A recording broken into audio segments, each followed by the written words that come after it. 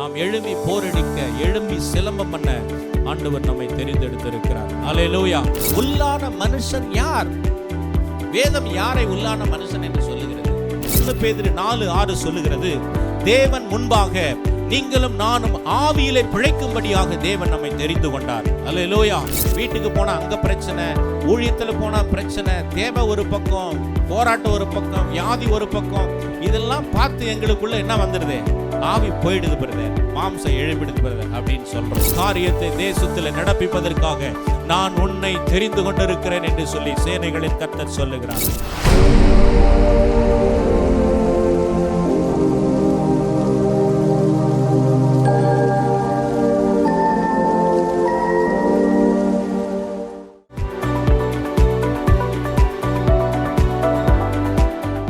நம்முடைய தேசத்தில் ஏன் எழுப்புதல் இன்னும் வரவில்லை? நம்முடைய தேசத்தில் ஏன் ஜனங்கள் கர்த்தரிடத்தில் திரும்பாமல் இருக்கிறார்கள்? ஏன் தாமதமாகிறது? ஆதி அப்போஸ்தலர்கள் இருந்த அதே ஆவியானவர் இன்றைக்கும் நம் மத்தியிலே உலாவிக் கொண்டிருக்கிறார். ஆனால் ஏன் ஆதி அப்போஸ்தலர் நாட்களிலே ஊழியங்கள் வல்லமையாய் கட்டப்பட்டது, தேவனுடைய ராஜ்யம் வசனம் பெருகி தேசம் எங்கிலும் வசனம் விருத்தி அடைந்தது என்று வேதத்தில் நாம் பார்க்கிறோம். ஆனால் ஏன் இன்றைக்கு நம்முடைய வாழ்க்கையில் இந்த நாட்களிலே ஊழியங்கள் வளராமல் இருக்கிறது என்று சொல்லி பார்க்கும் பொழுது, நான் ஆவிக்குள்ளாய் ஜெபம் பண்ணி இருந்த பொழுது, ஜெபித்து கொண்டு தான் உங்களோடு வந்து நிற்கிறோம். ஜெபித்து கொண்டிருந்த பொழுது எனக்கு ஆவியானவர் சில காரியங்களை காண்பித்தார். ஆண்டவர் சொன்னார், நம்முடைய சுயம் மாம்சம் சாகாமல் இருப்பது தான் என்னுடைய ராஜ்யத்தை என் ஜனங்களால் கட்ட முடியாமல் இருப்பதனுடைய காரணம். அல்லேலூயா. அவர்களுடைய சுயமும் மாம்சமும் மேலோங்கி இருப்பதனால தான் என் ராஜ்யத்தை அவர்களை கொண்டு தேசத்தை அசைக்க முடியாமல் காணப்படுகிறேன். அடுத்ததாக சொன்னாரு, அவர்கள் மாம்சத்திற்கும் உலகத்திற்கும் அவர்கள் என்ன பண்றாங்க? அதனோடு இசைந்து காணப்படுகிறார்கள். எனவே என்னால் அவர்களை கொண்டு தேசத்தை கட்ட முடியவில்லை, தேவ ராஜ்யத்தை ஸ்தாபிக்க முடியவில்லை என்று சொல்லி ஆண்டவர் மாம்சத்தினுடைய குறைகளையே காண்பித்து மாம்சம் எனக்கும் மாம்சத்திற்கும் பகையா இருக்கிறது, எனவே மாம்சத்தில் ஒரு மனிதன் பிழைக்கும் பொழுது என்னுடைய ராஜ்யத்தை அவனை கொண்டு கட்ட முடியாது என்று சொல்லி என்னோடு கூட ஆவியானவர் பேசினபடியினால தான் மாம்சத்தை சிலுவையிலே எப்பொழுது நாம் ஏற்றுகிறோமோ அப்பொழுது நம்முடைய சபைகளிலே எழுப்புதல் வந்துவிடும். ஆமென். புரியுறவங்க ஒரு அல்லேலூயா சொல்லுங்க. மாம்சத்தை என்னைக்கு நம்ம சிலுவையில் ஏற்ற ஆரம்பிக்கிறோமோ அந்த நாள் உங்கள் சபையிலே எழுப்புதலை ஆவியானவர் வந்து போடக்கூடிய ஒரு நாளாயிருக்கும். அல்லேலூயா, அல்லேலூயா. அக்கினியை போட வந்தேன், அது நேற்று அல்ல இன்றே பற்றி எரியும் என்று சொல்லி. Hallelujah. Not for yesterday or not for today or not for tomorrow, everyday, எல்லா நாளும் நம்முடைய தேவன் மாறாத தேவன், ஒரே தன்மையுடைய ஒரு தேவன். அல்லேலூயா. இன்றைக்கு நம்மை ஆண்டவருக்கு நேராக திருப்பி கொள்ளும் பொழுது அவர் அக்கினியை உங்கள் மீது உங்கள் பகுதியிலே அவர் ஊற்றுவதற்கு இன்றைக்கு வல்லமையுடையவராய் வந்திருக்கிறார். ஹல்லேலூயா.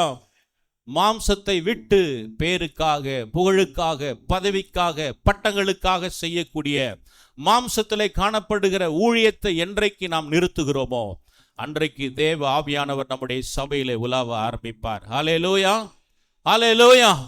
இருளுக்கும் பகலுக்கும், சொல்லுங்க, இருளுக்கும் பேலியாளுக்கும் 6 காரியங்களை ஆவியானவர் எழுதி வைத்திருக்கிறார். இது எல்லாத்தையும் நீ விட்டுட்ட அப்படின்னா ஆண்டவர் ஒரு வாக்குத்தத்தத்தை கொடுக்கிறார். என்ன சொல்றாரு? நான் உங்க நடுவில் உலாவி, எல்லாம் சொல்லுவேங்க, நான் உங்க நடுவில் உலாவி உன் தேவனாயிருப்பேன். அல்லேலூயா. உன் பாளையத்தை நீ சுத்தமா வச்சுட்டினா உன் பாளையம் எங்கிலும் உலாவி நானே உன் தேவன் என்பதை தேசத்தில் உன்னை கொண்டு நான் நிரூபிப்பேன் என்று சொல்லி ஆவியானவர் இந்த கால வேளையிலே சொல்லுகிறார். அல்லேலூயா, அல்லேலூயா. மாத்திரமல்ல, எழுப்புதலுக்காக என் ஜனங்கள் யாரும் விலைக்கிரயம் செய்வது இல்லை.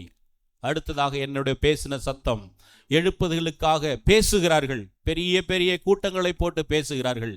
ஆனால் ஒரு குண்டுமணி அளவு கூட என் ஜனங்கள் என்ன பண்றதில்லை, அதற்காக பிரயாசப்படுவதே இல்லை, செயல்படுவதே இல்லை. வெறும் பேச்சினால் மாத்திரமே அவருடைய ஜீவம் இருக்கிறதே ஒழிய வாழ்க்கையில ஒரு கனிகளும் காண முடியாத ஒரு பரிதாபிக்கப்பட்ட நிலைமையை நான் பார்க்கிறேன் என்று சொல்லி ஆவியானவர் சொன்னார். அல்லேலூயா. தேவ ராஜ்யம் பேச்சில் அல்ல, மாறாக நீங்களும் நானும் ஆவியின் பலத்தில் எழும்பும் பொழுதுதான் தேவனுடைய ராஜ்யம் கட்டப்படும். அல்லேலூயா, அல்லேலூயா, அல்லேலூயா.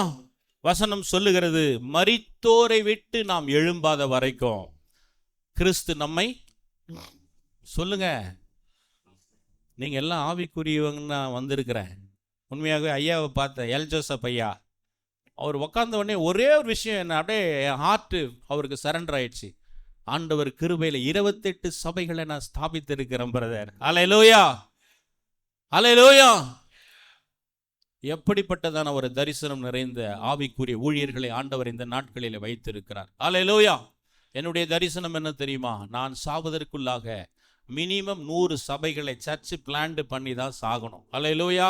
மாத்திரமல்ல, என்னுடைய சொந்த பகுதியான திருவண்ணாமலை பட்டணத்தில் ஒரு எழுப்புதல் ஜெப மையம், ஒவ்வொரு நாளும் ஜெபிக்கிற அந்த விக்கிரக ஆராதனை நிறைந்த பகுதியில் 1000 பேர் கூடி ஜெபிக்கிற ஒரு ஜெப மையத்தை நான் கட்ட வேண்டும் என்று சொல்லி, அல்லேலூயா. மாத்திரமல்ல, என்னோடு கூட இணைத்து கொண்டு ஒரு 50 ஊழியர்களை மாதந்தோறும் அவர்களை தாங்கி உற்சாகப்படுத்தி தேசத்தில் காரியங்களை கட்டும்படிக்காகவே, அல்லேலூயா, அப்படிப்பட்ட தரிசன ஆவியை நானும் பெற்றிருக்கிறேன். அல்லேலூயா. இன்றைக்கு ஆவியானவரும் நீங்களும் ஒரு தரிசனத்தோட, ஒரு நோக்கத்தோட, லக்கை நோக்கி ஓடும்படியாக்க ஆவியானவர் இன்றைக்கு உங்கள் ஒவ்வொருவரையும் அழைத்து வந்திருக்கிறார். அல்லேலூயா. ஒருவேளை நீங்க நினைக்கலாம் ஏதோ ஒரு சாதாரணமா இன்விடேஷன், நெவர், இல்லவே இல்லை. ஆவியானவரே உங்களை அழைத்து வந்திருக்கிறார். ஆமென். அழைக்கப்பட்டவர்கள் அநேகர்கள். அல்லேலூயா. we called 200 people. 200 பேரை நான் அழைக்க வேண்டும் என்று சொல்லி கோரிக்கை வச்சிருந்தேன். ஆனால் ஆண்டவர் கொண்டு வந்தது உங்களை மாத்திரமே. அல்லேலூயா. தேவன் உங்களை கொண்டு செய்ய போகிற காரியம் தேசத்துல மிக பயங்கரமாய் இருக்க போகிறது. அல்லேலூயா, அல்லேலூயா.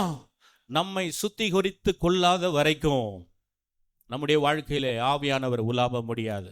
தீமோத்தேயுக்கு எழுதும் பொழுது பவுல் இப்படியாய் சொல்லுகிறார், நீ சுத்திகரித்து கொள்வாயானால் மாம்ச இச்சைகளை, பாலியத்திற்குரிய இச்சைகளை நீ சுத்திகரித்து கொள்ளு, மாம்சத்திலிருந்து நீ விடுபட்டு ஆவியிலே ஜீவனம் பண்ணுவாயானால் அப்பொழுது நான் உன்னை நல்ல உகந்த பாத்திரமாய் கையில எடுத்து, அல்லேலூயா, உகந்த பாத்திரமாய் கையில் எடுத்து நான் உன்னை உபயோகப்படுத்துவேன்.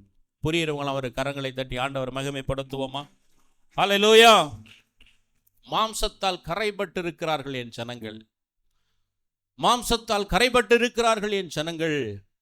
மாம்சத்தால் கரைபட்டு இருக்கிற வஸ்திரத்தை என்றைக்கு அந்த filthy garments விலக்கி போடுகிறார்களோ அன்றைக்கு நானே அவர்களோடு கூட இருந்து ராஜ்யத்திலே, தேசத்திலே பெரிய காரியங்களை செய்வேன் என்று சொல்லி ஆவியானவர் திருவள்ளுவர் பற்றினார். அல்லேலூயா, அல்லேலூயா. நாம் இன்றைக்கு எங்கே இருக்கிறோம் என்று சொல்லி அழைக்கவே ஆவியானவர் வந்திருக்கிறார். அல்லேலூயா. எலியாவே எங்க இருக்கிற? யோனாவே எங்க இருக்கிறப்பா? நான் எதற்காக உன்னை அழைத்தேன்? என்ன நோக்கத்திற்காக உன்னை தாயின் கருவிலே தெரிந்து கொண்டேன்? ஆவியானவருடைய சத்தம் கேட்கிறதா? அல்லேலூயா, அல்லேலூயா. நீ விட வேண்டியவளை விட்டு மரித்தோரை விட்டு நீ எழும்பும் பொழுது, தூங்குகிற நீ மரித்தோரை விட்டு எழும்பும் பொழுது நான் உன்னை பிரகாசிப்பேன் என்று சேனைகளின் கர்த்தர் சொல்லுகிறார். அல்லேலூயா. விசுவாசிக்கிறவங்களும் அவர் கரங்களை தட்டி தேவனை மகிமைப்படுத்துவோமா? அல்லேலூயா. நீங்கள் எழும்ப ஆயத்தமாய் இருப்பீர்களே ஆனால், அல்லேலூயா, விட வேண்டியவைகளை விட்டு நீங்கள் எழும்ப வேண்டிய காரியத்தில் எழும்புவீர்களே ஆனால், மாம்சத்தை விட்டு, பர்டிகுலர்லி ஆவியானவருடைய சத்தம், மாம்சத்தை விட்டு. மாம்சம் என்னாலே எல்லாமே அதில் பேக்கேஜ் அடங்கி இருக்கிறது. அல்லேலூயா. மாம்சத்தை விட்டுட்டு நாம் எழும்பும் பொழுது ஆவியானவர் உங்களோடு கூட எழும்பி நின்று யுத்தங்களை நடத்தி ஜெயத்தை கொடுக்கக்கூடியவராக இருப்பார். அல்லேலூயா, அல்லேலூயா, அல்லேலூயா. இன்றைக்கு நம்முடைய குடும்பங்களில் எது ஜெயித்து கொண்டிருக்கிறது? நம்முடைய ஊழியங்களில் எது ஜெயித்து கொண்டிருக்கிறதுன்னு பார்த்தீங்கன்னா 90% மாம்சம் ஜெயித்து கொண்டிருக்கிறது. ஆமென். அப்படிதானே? மாம்சம் என்ன தெரியுமா? தேவன் இல்லாத ஒரு வாழ்வு. அல்லேலூயா. சின்ஃபுல் நேச்சர் மேன், இங்கிலீஷில் அப்படி போடப்பட்டிருக்கிறது. இன்றைக்கு நம்மை மேற்கொண்டிருப்பது எது தெரியுமா? தேவன் இல்லாத வாழ்வு. மாத்திரமல்ல, சின்ஃபுல் நேச்சர், உலகத்தோடு கரைபட்டு இருக்கிற ஒரு வாழ்வு. அதுதான் நம்ம இன்றைக்கு ஆளுகை செய்து கொண்டிருக்கிறது. ஆமென். ஆவிக்குரியவன் சகலவற்றையும் நிதானிக்கிறான், சகலவற்றையும் பகுத்தாராய்கிறான், சகலவற்றிலும் நிலைத்திருக்கிறான். ஆவிக்குரியவன் கனிகளால் அலங்கரிக்கப்பட்டிருக்கிறான். ஆமென்.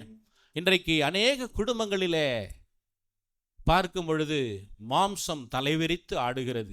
அல்லேலூயா. ஆவியின் கனியாகிய 9 எங்கே இருக்கிறது என்று நாம் ஜெபிக்கும் பொழுதுதான் தெரிகிறது. ஆமென்.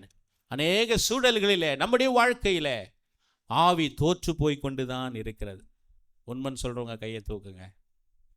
உண்மைன்னு சொல்லுங்க. நான் சொல்றேன், என்னுடைய வாழ்க்கையில கூட நிறைய காரியங்கள் தோற்று கொண்டு இருக்கிறது. அல்லேலூயா, அல்லேலூயா. ஆவி ஜெயிக்கும் பொழுதுதான் மாம்சத்தின் கிரியைகள், மாம்சத்திற்குரிய சிந்தைகள், மாம்சத்திற்கு உண்டான எல்லா அந்தகார வல்லமைகள் அழிக்கப்பட்டு போகும். அல்லேலூயா. ஐயா, நீங்க பழைய ஏற்பாட்டு காலத்திலிருந்து பாருங்க ஐயா, ஒரு சின்ன மாம்ச இச்சையை வச்சிருந்தான்னா அந்த இடத்துல தேசத்தில் ஆண்டவரால் அற்புதம் செய்ய முடியல. அல்லேலூயா. அது நேற்று மாத்திரமல்ல, இன்றைக்கும் அதே தான். ஒரு ஆகானா இருக்கட்டும், அல்லது whoever மேபி இச்சித்து எடுத்துக்கொண்ட சவுலாய் இருக்கட்டும், தேவனால் பயன்படுத்த முடியவே முடியாது. அல்லேலூயா. இந்த காலையில் நீங்களும் நாளும் ஆண்டவருக்கு முன்பாக நிராகரிக்கப்பட்ட ஒரு பாத்திரமாக அல்ல, தேவ ஆவியானவர் நம்மை பயன்படுத்துகிற ஒரு பாத்திரமாக இந்த காலவேளையில் ஆவியானவர் அழைப்பதற்காக வந்திருக்கிறார். யார் ஆவிக்குரியவர்கள்? யார் ஆவிக்குரியவர்கள்? எந்த ஒரு மனுஷன், நீங்கள் கலாத்தியர், ரோமர் படிக்கும் பொழுது, எந்த ஒரு மனுஷன் தேவ ஆவியினால் நடத்தப்படுகிறார்களோ அவர்களே தேவனுடைய பிள்ளைகள். ஆமென். மாத்திரமல்ல, எந்த ஒரு மனுஷன் ஆவியினால் மறுபடியும் பிறந்திருக்கிறார்களோ, ஆவியினால் உயிர்ப்பிக்கப்பட்டிருக்கிறார்களோ அவர்களே ஆவிக்குரியவர்கள். ஆமென். ஃபர்ஸ்ட் பார்த்தோம், எவர்கள் தேவ ஆவியினால் நடத்தப்படுகிறார்களோ அவர்களே ஆவிக்குரியவர்கள். இரண்டாவது, தேவ சாயலுக்கு தேவ ஆவியினால் எவர்களெல்லாம் பிறந்திருக்கிறார்களோ மறுபடியும் அவர்கள் அனைவருமே தேவ ஆவிக்குரிய பிள்ளைகள். மாத்திரமல்ல, கர்த்தருக்கு முன்பாக நிற்கிற எந்த ஒரு தேவ பிள்ளைகளும் ஆவிக்குரியவர்கள். ஆமென். பரிசுத்தம் இல்லாமல், ஆவி இல்லாமல் ஒருவரும் ஆண்டவரை சமூகத்தை நிற்கவே முடியாது. எனவே கர்த்தருக்கு முன்பாக நிற்கிற நான் எலியாவை போல ஆண்டவருடைய சமூகத்தில் நிற்கிற நீங்களும் நானும் ஆவிக்குரியவர்கள் என்று சொல்லி வேதம் சொல்லுகிறது. மாத்திரமல்ல, கர்த்தருக்கு முன்பாக பெரியவனாய் இருப்பாராம். ஆவிக்குரியவன் எப்படிப்பட்டவரா? கர்த்தருக்கு முன்பாக அவன் பெரியவனாய் காணப்படுவான். வேதத்திலே கர்த்தருக்கு முன்பாக பெரியவனாய் காணப்படுகிற ஒரு கூட்டம் யார்? ஒரு தேவ மனுஷன் யார்? சொல்லுங்க பார்க்கலாம். கர்த்தருக்கு முன்பாக பெரியவனாய் இருந்தவன் யார்? சொல்லுங்க பார்க்கலாம். யோவான் ஸ்நானகன். அப்ப நீங்களும் நானும் அவரால் அழைக்கப்பட்ட, அவருடைய சித்தத்தை செய்வதற்காக தெரிந்து கொள்ளப்பட்ட நீங்களும் நானும் எப்படிப்பட்ட தேவ சந்ததியாய் காணப்படுகிறோம்? கர்த்தருக்கு முன்பாக பெரிய ஜனமாய், பெரிய மனிதனாய் நீங்களும் நானும் காணப்படக்கூடியவர்களாக இருக்கிறோம். அல்லேலூயா. ஆவியோடு இசைந்திருக்கிறவன். அடுத்தது வேதம் சொல்லுகிறது, ஆவியோடு இசைந்திருக்கிறவன், ஆவியினால் நடத்தப்படுகிறவர், ஆவியின் சிந்தை உடையவர்கள், ஆவியில் ஜீவியம் செய்கிறவர்கள், ஆவியில் ஊழியம் செய்கிறவர்கள். மாத்திரமல்ல, தங்கள் வஸ்திரங்களை ஆவியின் கனிகளால் அலங்கரிக்கப்பட்ட தேவ பிள்ளைகளே எப்படிப்பட்டவர்களாக இருக்கிறாங்க? ஆவிக்குரியவர்களாக இருக்கிறார்கள் என்று சொல்லி வேதம் சொல்லுகிறது. 2 கொரிந்தியர் 5:17 சொல்லுகிறது, ஆவியில் எப்பொழுதும் நிறைந்திருங்கள், மதுபான வெறி கொள்ளாமல். ஆவியிலே நிறைந்திருப்பார்கள். ஆவிக்குரியவர்கள் எப்படி இருப்பாங்க? எப்பொழுதுமே எப்படி இருப்பாங்க? ஒரு குடிகாரனை நீங்கள் பார்த்தீங்க அப்படின்னா அவன் தொடர்ச்சியாக என்ன பண்ணுவான்? அந்த குடிக்கு, போதைக்கு அடிமைப்பட்டவன் எப்படி இருப்பான்? அவன் எப்பொழுதுமே அவன் என்ன பண்ணுவான்? தெளிய அந்த போதைக்குள்ளான ஒரு அனுபவத்திலே போய் விடுவான். அதே போல ஆவிக்குரியவன் என்று சொல்லுகிறவர்கள் நீங்களும் நான் எப்படி இருக்கணும்? நமக்கு வேதம் சொல்லுகிறது, மதுபான பிரியர்களாய் இல்லாமல் ஆவியில் எப்பொழுதும் நிறைந்து தேவனை சங்கீதங்களினாலும் கீர்த்தனைகளினாலும் துதித்து பாடிக்கொண்டிருக்கிற ஒரு தேவ ஜனமாய், பரிசுத்த ஜாதியாய் இருக்க வேண்டும் என்று சொல்லி அவர்களே ஆவிக்குரியவர்கள் என்று சொல்லி இந்த வேத பகுதி நமக்கு சொல்லுகிறது. அல்லேலூயா. மாத்திரமல்ல, ஆவிக்குரியவர் யார் அப்படின்னா, உள்ளான மனுஷன் நாளுக்கு நாள் புதிதாக்கப்பட்ட ஒரு தேவ மனுஷனாய் இருப்பான். அவர்களுக்கு தான் வசனம் சொல்லுகிறது, இவர்களே ஆவிக்குரியவர்கள். எந்த ஒரு மனுஷன், உள்ளான மனுஷனை நாளுக்கு நாள் புதிதாக்கி கொண்டே இருக்கிறாரோ. யார் ஐயா இந்த உள்ளான மனுஷன்? உள்ளான மனுஷன் யார்? வேதம் யாரை உள்ளான மனுஷன் என்று சொல்லுகிறது? உள்ளான மனுஷன்னா யாருங்க ஐயா? ஆவி, ஆத்துமா, சரீரம் இருக்கிறது. இதுல எது உள்ளான மனுஷன்? Very good, inner man. உள்ளான மனுஷன். நம்முடைய ஆத்துமாவுக்கு பேர் தான் என்ன தெரியுமா? உள்ளான மனுஷன். ஹல்லேலூயா. அவனுக்கு பேர் தான் என்னது? உள்ளான மனுஷன். உள்ளான மனுஷனை எந்த ஒரு மனுஷன் ஆவிக்குரியவன் நாளுக்கு நாள் புதிதாக்கி கொண்டிருக்கிறானோ அவன்தான் யாரு? ஆவிக்குரியவன். ஹல்லேலூயா. மாத்திரமல்ல, வேதம் நமக்கு சொல்லுகிறது, நற்சாட்சியும் நற்கிரியைகளின் அந்த குட் ஒர்க்ஸ் அப்படின்னு சொல்லுவாங்க. நற்கிரியைகளால் அழைக்கப்பட்டிருக்கிற, நற்கிரியைகள் செய்யக்கூடிய தேவ ஜனங்கள் தான் ஆவிக்குரியவர்கள் என்று வேதம் சொல்லுகிறது. மாத்திரமல்ல, ஆவிக்குரியவர்கள் ஆவிக்குரியவைகளுக்காக வைராக்கியம் பாராட்டி வைராக்கியத்திலே வாழக்கூடிய, பரிசுத்தத்திற்காகவோ அல்லது தான் அழைக்கப்பட்ட அழைப்பிலோ அவர்கள் வைராக்கியம் கொண்டவர்களாக இருக்கக்கூடிய ஒரு தேவனுடைய புத்திரர்கள் தான் ஆவிக்குரியவர்கள். இங்கிலீஷில் சொன்னா அவங்க எந்த சூழ்நிலையிலுமே என்ன பண்ண மாட்டாங்க? They never give up. அவங்க எதற்காகவும் யாருக்காகவும் ஆண்டவரை விட்டு கொடுக்க மாட்டாங்க. ஆவியில் பிழைக்கிற காரியத்தை விட்டு வேற எங்கேயுமே போய் பிழைக்கிற ஒரு காரியத்தில் தன்னை ஈடுபடுத்தி கொள்ள மாட்டார்கள். அல்லேலூயா. இவர்களைத்தான் கலாத்தியரும் பவுல் எழுதும்போது கலாத்திய பட்டணத்திற்கும் ரோமாபுரிக்கு எழுதும் பொழுது ஆவியில் பிழைக்கக்கூடியவர்கள், ஆவிக்குரியவர்கள் யார் என்று சொல்லி நமக்கு வேதம் சொல்லுகிறது. ஆண்டவரும் நீங்களும் நானும் இந்த பூமியிலே ஆவிக்குரியவர்களாக இருக்கும்படி 1 பேதுரு 4:6 சொல்லுகிறது.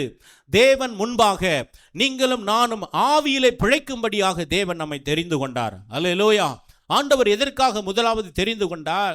நீங்கள் ஊழியம் செய்வதில் ஒரு பக்கம் இருந்தாலும் முதலாவது தேவன் நம்மை எதற்காக தெரிந்து கொண்டார் என்று சொல்லி வேதம் சொல்லுகிற பொழுது, நீங்களும் நானும் ஆவியினால் பிழைக்கும்படி, அவருக்கு முன்பாக நாம் பெரியவர்களாய் இருக்கும்படி, அவரை ஆவியிலே தொழுது கொள்ளும்படி, ஆவியிலே ஆராதிக்கும்படி, ஆவியிலே நிறைந்திருக்கும்படிக்காகவே ஆவியானவர் நம்மை தெரிந்து கொண்டாராம். அல்லேலூயா.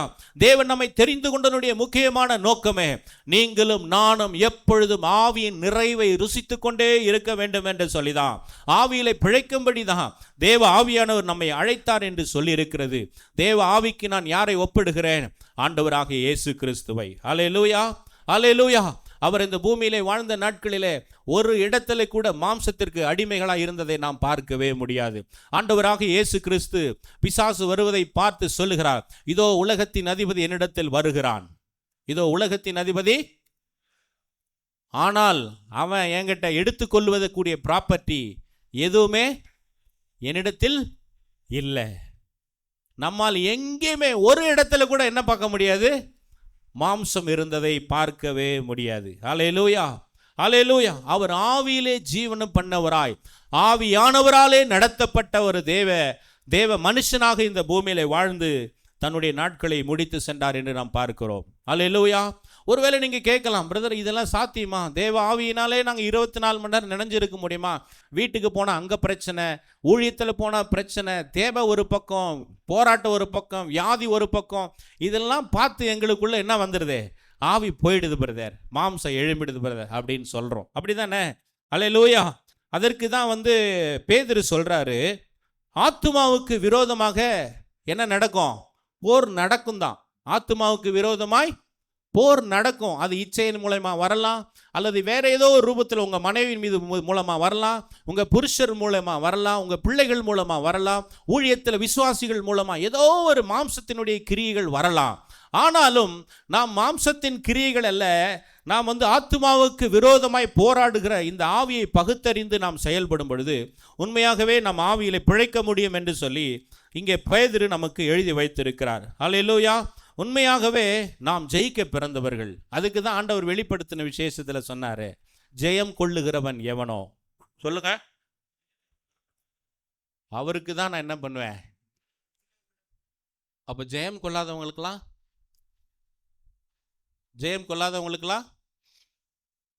மாம்சத்திலேயே வாழ்ந்துட்டு இருக்காங்களே, அவங்களுக்கெல்லாம் மாம்சம் தேவனுடைய ராஜ்யத்தை, அப்ப நம்ம போக முடியாது. எங்க?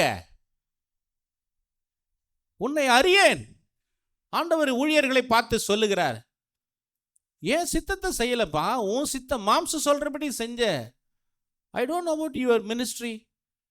ஊழியரை பார்த்து ஆண்டவர் சொல்றார், மாம்சம் தேவனுடைய ராஜ்யத்தை ஒரு காலமும் சுதந்திரிக்க முடியாது. அல்லேலூயா. மாம்சத்திலே வாழ்கிறவர்கள் 200% எங்க போக முடியாது சொல்லுங்க ஐயா. வெளிப்படத்தில் ஆண்டவர் ஒரு காரியத்தை, பொய் பேசுறவன் போக மாட்டான்னு எழுதியிருக்காருயா. நடுங்குது நமக்கு, கொலை நடுங்குது. பொய் பேசினா அனனியா சப்பரியா ஆவியானவருக்கு என்ன பண்ணிட்டான், சொல்றதுக்கு கீழ்ப்படியில ஒரே போடு செத்து போயிட்டான்.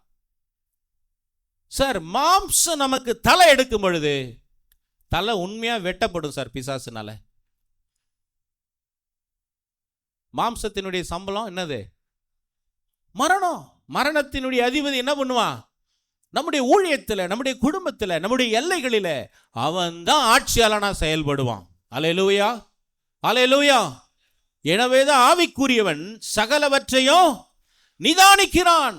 நான் எதற்காக அழைக்கப்பட்டேன், எதற்காக பிடிக்கப்பட்டேன், நான் யார், என்னுடைய தன்மை என்ன, நான் யாருக்கு முன்பாக நிற்கிறவன், என்னுடைய தகுதி என்ன, என்னுடைய அடையாளங்கள் என்ன, ஆனால் நான் எங்கே வாழ்ந்து கொண்டிருக்கிறேன் என்பதை நிதானிக்கிறவனும் பகுத்தறியக்கூடிய ஒரு தேவ மனுஷனாய் காணப்பட வேண்டும். அப்படி நீங்களும் நானும் வாழும் பொழுதுதான் தேவனுடைய ஆவியிலே பிழைக்கக்கூடியவர்களாய் இருக்கிறோம். தேவனுடைய ஆவியிலே பிழைக்கும் பொழுதுதான் தேவன் நம்மை எழுப்பி நம்முடைய தேசத்தில், பட்டணத்தில் நம்மை தலை உயர்த்தி அநேக ஜாதிகளை திருப்பும்படியான ஒரு கிருபையின் ஆவியை நமக்கு ஊற்றுவார். அல்லேலூயா, அல்லேலூயா. இந்த மாம்சத்தை எப்படி ஓவர் கம் பண்ண முடியும்னு சொல்லி ஆண்டவர் அதே இதில் சொல்றாரு, ஆவிக்கேற்றபடி நீ நடந்தினா நீ என்ன பண்ண முடியாதே. நீ ஆவியிலே பிழைச்சினா மாம்சம் போராடினாலும் ஒன்று என்ன பண்ணாதே, ஜெயிக்காது. ஒன்றும் இல்லை, ஆவியின் சிந்தையிலே நம்ம இருக்கிறோன்னு வச்சிங்களேன். ஒரு கொலைகாரன் இருக்காங்க, அந்த கொலைகாரன் எப்போ கொலை பண்ணுவான் தெரியுமா? அவன் ஸ்கெட்ச் போட்டு அதிலேயே என்ன பண்ணுவான், இவனை எப்படி கொலை பண்ணணும்னு சொல்லி அதை குறித்தே யோசித்துட்டு பக்கா பிளான் பண்ணி என்ன பண்ணுவான், அவன் அந்த காரியங்களை நடப்பிக்கும் பொழுது அது அவனுக்கு வாய்க்கும். அப்படி தானே செய்கிறாங்க பிளானிங். இப்படி தான் அவங்க மாம்சத்தின் கிரியைகள் நடப்பிக்கிறார்கள். அப்போ ஆவியின் கிரியைகள் நடப்பிக்கும் பொழுது நமக்கு என்ன வராது? ஆக்கினை வராது. ஆவியின் கிரியை நடக்கும் பொழுது நமக்கு ஆக்கினை தீர்ப்பும் அல்ல. ஆவியின்படி நடக்கும் பொழுது நாம் ஆண்டவருக்கு முன்பாக நிற்கிறவர்களாக இருக்கிறோம். அப்போ நம்ம ஒரு ஆவியில் எப்படி இந்த மாம்சத்தை மேற்கொள்ள முடியும் வசனம் சொல்லுதுன்னா, நம்ம ஆவிக்கேற்ற சிந்தையிலே அதையே நம்ம யோசித்து இருக்கும் பொழுது ஆவிக்குரிய கனிகள், ஆவிக்குரிய வரங்கள், ஆவியானுடைய நிறைவு, அதுக்கு தான் வசனம் நமக்கு சொல்லுகிறது. நீங்கள் ஆவியிலே நிறைந்து எப்பொழுதும் நீங்கள் என்ன பண்ணுங்க, வேத வாசித்துட்டே இருங்க. ஒரு ஊழியக்காரர் என்ன பண்ணணும், வேதம் சொல்லுது, நாம் எப்பொழுதும் என்ன பண்ணுமா, ஆவியிலே வசனத்தை தியானித்து கொண்டே இருக்க வேண்டும். வசனத்தை நாம் வாசிக்க வசனம் சொல்லுகிறது, நான் கர்த்தருடைய வசனத்தை தியானிக்கையிலே என் ஆத்துமா என்னாச்சு, அனல் கொண்டது. பவுல் தீமோத்தேயுக்கு எழுதும்போது சொல்லுகிறார், தீமோத்தேயோ நீ பெற்ற அபிஷேகத்தை என்ன பண்ணு, அனல் மூட்டி எரிய விடு. அல்லேலூயா. நாம் ஜெபிக்கும் பொழுது அந்நிய பாஷைகளை பேசிக்கொண்டே இருக்கும் பொழுது நம்முடைய உள்ளான மனிதனும் சரி, ஆவியானவரும் நம்முடைய வாழ்க்கையில் அசைவாடுகிறார். மாம்சத்தின் கிரியைகள் சாகடிக்கப்படுகிறது. ஆமென். நம்முடைய சிந்தை மெயின். ஃபர்ஸ்ட் பிசாசனுடைய தாட் கோல் என்ன தெரியுமா?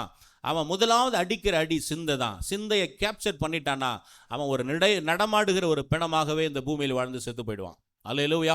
இந்த சிந்தையை நாம் மேற்கொள்ளட்டோம்னா மீதி எல்லாவற்றையும் ஆவியானவர் நமக்கு வெற்றிகரமாய் முடிய பண்ண ஒரு தேவனாய் இருக்கிறார். அல்லேலூயா, அல்லேலூயா.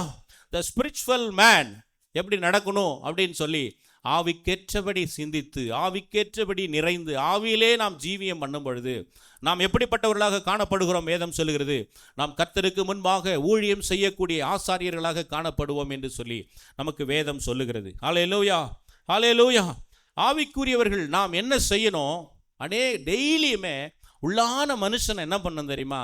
கழுவி சுத்திகரித்து அவனை என்ன பண்ணணும், பூஸ்ட் பண்ணிகிட்டே இருக்கணும். அதாவது நான் அடிக்கடி சொல்கிறது என்னென்னா, ஸ்பிரிச்சுவல் அலைன்மெண்ட் நமக்கு ரொம்ப இம்பார்ட்டன்ட். எஃப்எம் ரேடியோவில் நீங்கள் ப்ராப்பராக டியூன் பண்ணாமல் இருந்தீங்கன்னா அந்த வானொலியில் நடக்கக்கூடிய அந்த கம்யூனிகேஷன் நமக்கு ப்ராப்பராக வராது.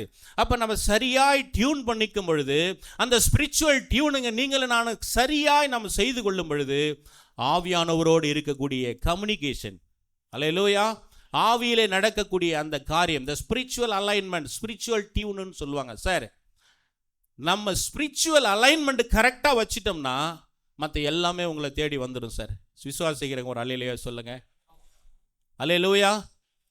ஆத்துமா உங்களை தேடி வர வைப்பார் ஆண்டவர்.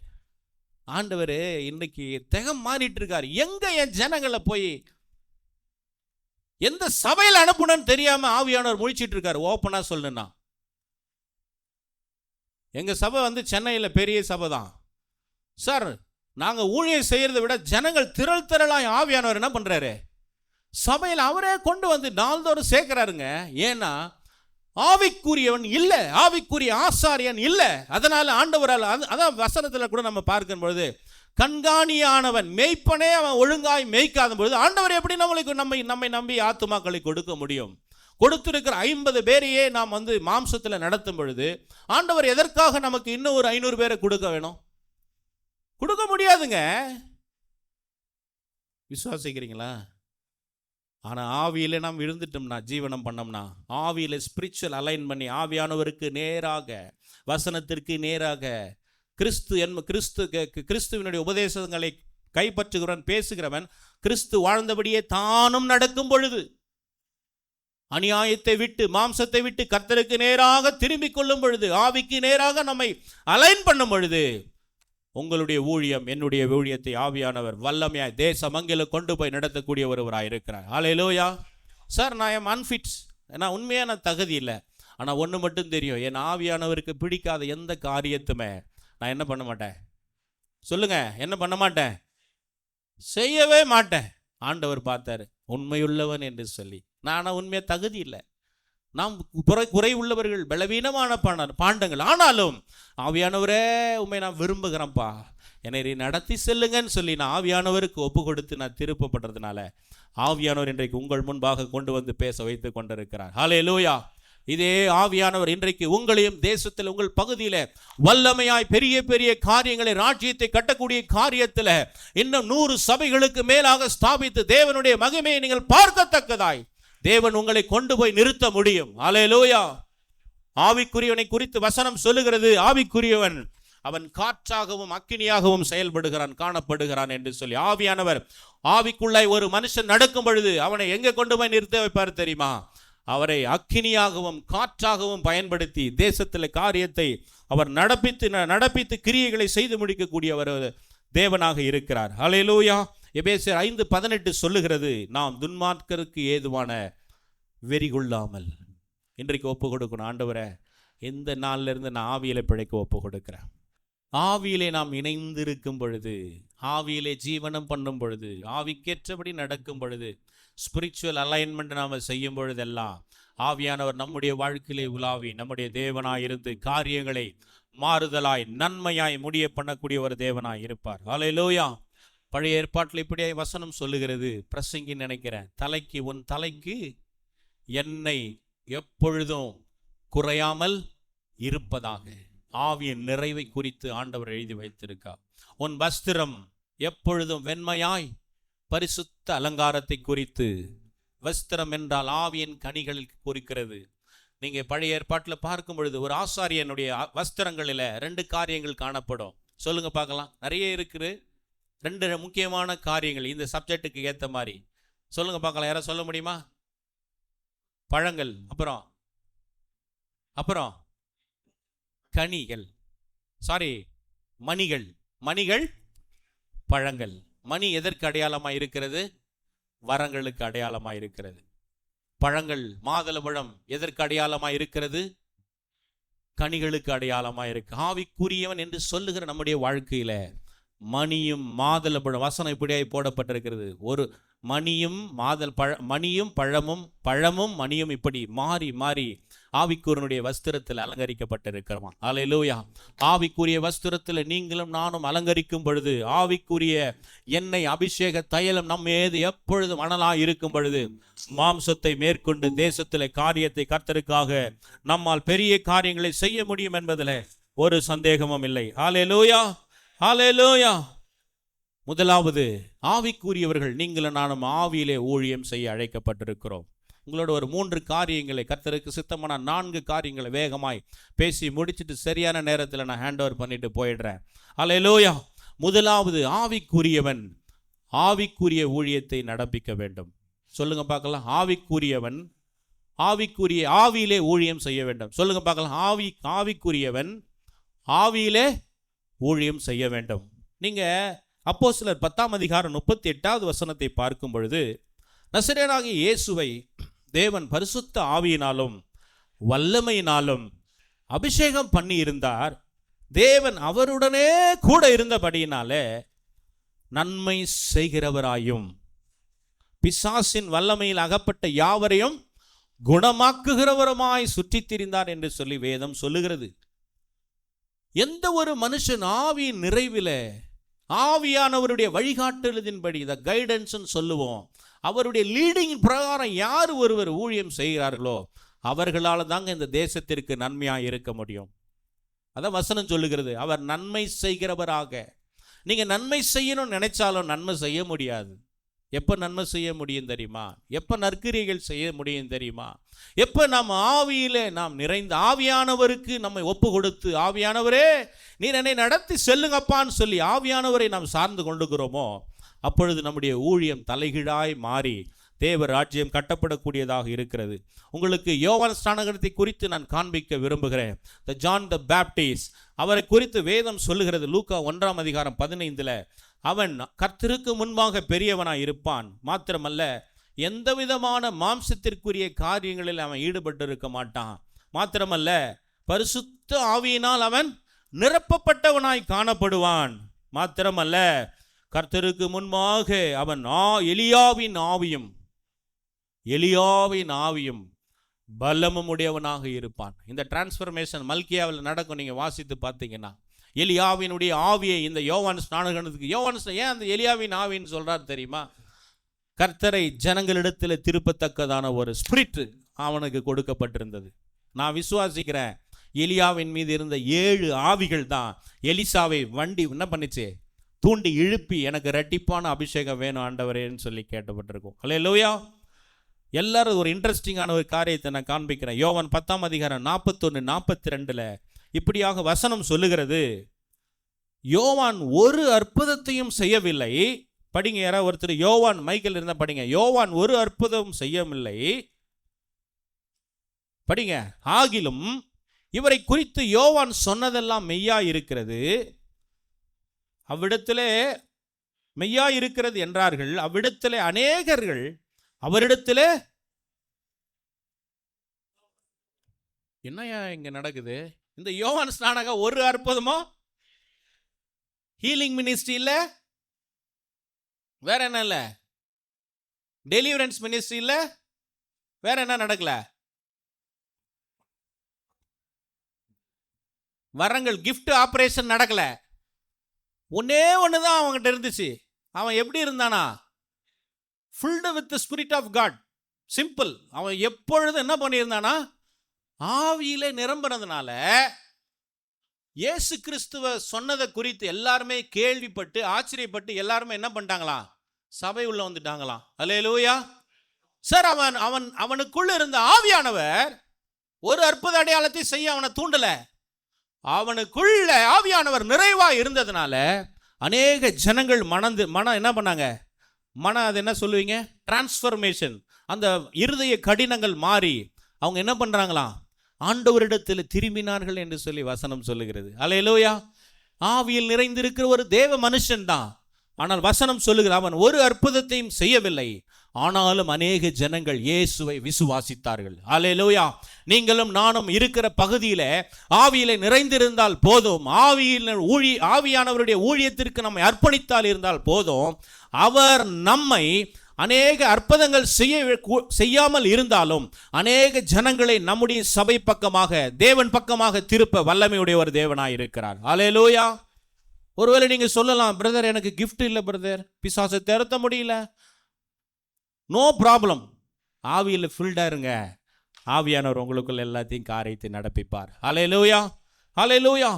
ஸ்டீஃபனை குறித்து நமக்கு வேதம் சொல்லுகிறது. அப்போஸ்தலர் 5 அவன் பரிசுத்த ஆவியும் ஞானமும் நிறைந்து, ஏன்னா எப்படி அவன் இருந்தானா? பரிசுத்த ஆவியும் ஞானமும் நிறைந்து இருந்ததுனால பாருங்க, அவன் விசுவாசத்திலும் வல்லமையினாலும் நிறைந்தவனாய் ஜனங்களுக்குள்ளே பெரிய காரியங்களை நடப்பித்தான். ஒரே qualification brother, filled with spirit of God. அதுதான் உங்க ஊழியத்தினுடைய தகுதி. என்ன தகுதி? நம்ம பேனர் தகுதி கிடையாது, நம்ம டாக்டர் பட்டம் தகுதி கிடையாது. எந்த ஒரு மனுஷன் ஆவியின் நிறைவை பெற்றிருக்கிறார்களோ, எந்த ஒரு மனுஷன் ஆவியினால் நிறைந்திருக்கிறார்களோ, அவர்களுடைய ஊழியம் தலை நிமிர்ந்து நடக்கும். அல்லேலூயா, அல்லேலூயா. அப்போஸ்தலர் 7ஆம் அதிகாரத்தில் நீங்க வந்து பாருங்க, அங்கே வேதம் இப்படியாய் சொல்லுகிறது, அவன் ஆவியிலே நிறைந்தவனாய் இருந்ததுனால வானம் திறக்கப்படுகிறது. அல்லேலூயா. இன்னைக்கு எத்தனை பேருக்கு வானம் திறக்கப்படுகிற ஒரு காட்சியை காண்கிறோமா? ஏன் காண முடியல? ஏன் காண முடியல?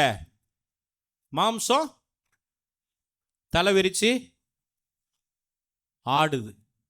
மாம்சம் தலை விரிச்சு ஆடுது. அதனால நம்ம ஆடி போய் உக்காந்துட்டு இருக்கோம். அதனால நம்ம ஆட்டம் கண்டு போய் ஒன்றுத்துக்கும் மனம் திரும்பலுக்கு ஏற்ற கனியும் கொடுக்காம, ஆண்டவருக்கு ஏற்ற கனியும் கொடுக்காம, வீட்லேயும் உருப்படியாக இல்லாமல், உங்களை சொல்லலை, நீங்களாம் மகா பரிசுத்தவான்கள், நீங்களாம் ஆவிக்குரியவர்கள். அல்லேலூயா. இன்றைக்கு தேசம் அப்படிதான் காணப்படுகிறது. இன்றைக்கு தேசம் அப்படிதான் காணப்படுகிறது. ஐயா, அவனுக்கு வானம் திறக்கப்படுகிறது. காரணம் என்னையா? அவன் ஆவியினே நிறைந்து வல்லமையோடு அவன் ஆவிக்குள்ளா அவன் காணப்பட்டபடியினாலே அவன் போய் அங்கே பிரசங்கம் பண்ணும் பொழுது வானம் திறக்கப்படுகிறது. அவன் சாட்சி சொல்றான், வானம் திறக்கப்படுகிறது. மாத்திரமல்ல, கர்த்தரை அவன் மகிமைப்படுத்துகிறான். ஆவியின் நிறைவில் இருக்கிற ஒரு மனுஷனால தாங்க ஆண்டவர் அவனை பார்த்து மகிமைப்பட முடியும். ஆவியில் நிறைவு இல்லாமல் நம்ம எத்தனை விதமான காரியங்களை ஜிமிக்கி வித்த காமிச்சாலும் ஊழியன்ற பேரில் ஆண்டவர் மகிமைப்படவே மாட்டார். அல்லேலூயா. ஆண்டவர் மகிமைப்படணும், பிதா மகிமைப்படணும்னா யோவான் 15 சொல்லிட்டாரு. அல்லேலூயா, அல்லேலூயா. வீட்டில் போய் வாசித்து பாருங்க. அங்கே கனிகளை குறித்து நான் சுத்தம் பண்ணுவேன், இன்னும் அவங்கள உருவாக்குவேன், இன்னும் நடத்துவேன். they will glorified, என்னை மகிமைப்படுத்துவாங்க. அல்லேலூயா. நாங்கள் கனி கொடுப்பதுனால பிதா என்ன ஆகிறாரா? மகிமைப்படுகிறார். பிரதர், நீங்கள் நானும் ஆவியில் இருக்கும் பொழுதுதான் நாம் பிதாவை மகிமைப்படுத்துகிறோம். ஆண்டவர் இயேசு கிறிஸ்து சொன்னார், ஆண்டவரே என்னை மகிமைப்படுத்தும். அல்லேலூயா. எப்போ சொன்னார்? மாம்சத்தில் வாழ்ந்தில்லை, ஆவியில் வாழும்போது சொன்னார், ஆண்டவரே என்னை மகிமைப்படுத்தும். வானத்திலிருந்து ஒரு சத்தம் வருது, நீ என் நேசகுமாரன், உன்னில் நான் பிரியமாய் இருக்கிறேன், உன்னிலே நான் மகிமைப்படுவேன். அல்லேலூயா. இன்றைக்கு இந்த சத்தத்தை கேட்பதற்காகத்தான் நீங்களும் நானும் இங்கே வந்திருக்கிறோம். ஆமென். ஆவியிலே நாம் நிறைந்திருக்கும் பொழுது நாம் கர்த்தரை மகிமைப்படுத்திருக்கிறோம். மாத்திரமல்ல, ஆவியில் நிறைந்திருக்கிற ஒரு மனுஷனுக்காகத்தான் ஆண்டவராக இயேசு கிறிஸ்து எழும்பி நின்று அவனை வரவேற்பார். ஆமென். அல்லேலூயா. எழும்பி நின்று காரியங்களை நடப்பிக்கிற ஒரு தெய்வம் யாருக்கு தெரியுமா? எந்த ஒரு மனுஷன் ஆவியின் நிறைவில் வாழ்கிறார்களோ அவர்களுக்கு தான் இவர் எழும்பி நின்று காரியத்தை அவர் வெற்றியாய் வரவேற்கிறாருங்க. அவர் தெய்வம். ஆவியிலே நிறைந்து இருக்கிறவன் பெரியவனா இருப்பான்னு சொல்றாரு. ஆண்டவருக்கு முன்னாடி பெரியவனா இருப்பானா? யாரு? நீங்களும் நானும். ஆவியில நிறைந்திருக்கிற நீங்களும் நானும் கர்த்தருக்கு மேலானவர்களா? ஏன்னா அவருடைய புத்திரர்கள். இன்றைக்கு நாம் எப்படி இருக்கிறோம்? அவருடைய பிள்ளைகளா இருக்கிறோம். இன்னைக்கு தெரியாது, வலது பரிசத்தில் வச்சிட்டாரு. ஒருவேளை நாளைக்கு நம்ம என்னவா மாறுவோமோ, ஒருவேளை தேவர்களா கூட நம்மளை ஆக்குறதுக்கு வாய்ப்பு இருக்கு. ஆண்டவர் ஆக்குனாருங்க மோசேவை. பார்வான்ல எகிப்துக்கிட்ட என்ன சொன்னாரு? பார்வானுக்கு நான் இவனை என்ன பண்றேன்? மோசேவை கடவுளா மாத்துறேன் நான் உன்னை. அல்லேலூயா. இன்னைக்கு நீங்களும் நானும் யார் தெரியுமா? அவருடைய ஆவியினால் நிரப்பப்பட்டவர்கள் யார் தெரியுமா? அவருடைய சம்பத்துங்க. அல்லேலூயா. நம்ம என்ன சொல்கிறோமோ அது பூமியில் கட்டப்படும். ஆமென். நம்ம எதை இடிக்கிறோமோ அது இடிக்கப்படும். அல்லேலூயா, அல்லேலூயா. மாத்திரமல்ல, நான் இப்படியே விசுவாசிக்கிறேன். நிறைய டாக்டரெல்லாம் படிச்சிருப்பீங்க. இந்த பவுல் இவனுடைய சாட்சியை பார்த்து தான் இவன் ரட்சிக்கப்பட்டிருப்பானோன்னு சொல்லி எனக்கு டவுட்டாக இருக்குது. யாருடைய சாட்சியை பார்த்து? இந்த ஸ்தேவான் ஆவியிலே நிறைந்து கொடுக்கிற அந்த சாட்சியை பார்க்கிறான் பாரு. அவன் அங்கே தான் நின்றுட்டு இருக்கான். யாரு? பவுல். ஒரு பவுலை எழுப்பக்கூடிய ஒரு சக்தி எங்க இருந்து வந்தது அப்படின்னா, ஆவியில் நிறைந்திருக்கும் பொழுதுதான். எப்பேற்பட்ட இருதய கடின முள்ளைவனை உடைத்து கர்த்தருக்காக எழுப்பி பிரகாசிக்க செய்யக்கூடிய ஒரு தேவ வல்லமை வெளிப்படக்கூடியதாக இருக்கிறது. ஆமென். அல்லேலூயா. மாத்திரமல்ல, இந்த ஸ்தேவான் வாழ்ந்தது கொஞ்ச நாள் தான். ஆனால் பாருங்க, அந்த பட்டணத்தையே, அரண்மனையில் இருக்கிறவர்களை அவன் அசைத்தான் என்று வேதம் நமக்கு சத்திய வசனம் சொல்லுகிறது. ஹல்லேலூயா, ஹல்லேலூயா. வேதத்தில் நாம் ஆவியில நிரம்பி இருக்கும் பொழுது, ஆவியானவரோடு இணைந்து ஊழியம் செய்யும் பொழுது, காரியத்தில் பெரிய பெரிய காரியங்களை நாம் செய்து முடிக்க முடியும். தேவனுடைய ராஜ்யத்தை கட்ட முடியும் என்பதில் ஒரு டவுட், ஒரு சந்தேகமும் இல்லை. பரிசுத்த டாக்டர் லூக்கா இப்படி சொல்றாரு. அப்போஸ்தலர் நடபடிகளில் மட்டும் கிட்டத்தட்ட 50 தடவைக்கு மேலாக பரிசுத்த ஆவியானவருடைய ஊழியத்தினுடைய அப்ரோச் குறித்து எழுதி வைத்திருக்கிறார். அல்லேலூயா. பாருங்க, பவுல் அவன் ஆவியின் நிறைவினால் இருந்ததுனால மாத்திரம்தான் ஆவியானவர் சொல்றாரு, டே உனக்கு பட்டணங்கள் தோறும், பேசுங்களாமே, பட்டணங்கள் தோறும் உனக்கு என்ன இருக்கு? கன்னிகள் வைத்திருக்கிறதே. ஆனாலும் அவன் என்ன பண்றான்? அந்த மரணத்தை குறித்து கவலைப்படாம அங்க சுவிசேஷத்தை அங்க பிரசங்கி பண்றான். முழு ஆசிய தேசத்தையும் கர்த்தருக்கு சொந்தமாக்குகிறான். அல்லேலூயா. ஆவியில் நிறைந்திருக்கிற ஒரு மனுஷனால் மாத்திரம்தாங்க தேசத்தில் காரியத்தை மாறுதலாக முடியும். ஏசாயா 6ஆம் அதிகாரத்தில் ஆண்டவருடைய சத்தம் கேட்டது, யார் என் காரியமாய் போவார்கள் என்று சொல்லி. நான் உண்மையாகவே அவன் ஏசாயா போனாரோ இல்லையோ, ஆனால் ஒரு தேவ மனுஷன் ஆண்டவருடைய சித்தத்தை செய்து முடித்தான். அவன் யார் தெரியுமா? யாரு? ஆவியில் நிறைந்திருந்த பரிசுத்த பவுல். ஒத்துக்கிறவங்க ஒரு கரங்களை தட்டி ஆண்டவர் மகிமைப்படுத்தும். அல்லேலூயா. இன்றைக்கும் ஆண்டவருடைய சத்தம் உங்களுக்கு நேராக வந்திருக்கிறது. யார் என் காரியமாய் போவான் என்ற சத்தம் இன்றைக்கும் தொனித்து கொண்டிருக்கிறது. யாரால் போக முடியும் தெரியுமா? எந்த ஒரு மனுஷன் தேவ ஆவியினால் நிறைந்திருக்கிறானோ அந்த மனிதனை கொண்டுதான். இந்த பவுலை போல தேசத்தில் பாருங்க, இலக்கை நோக்கி I have started the race, I completed. அவன் என்ன சொல்றான்?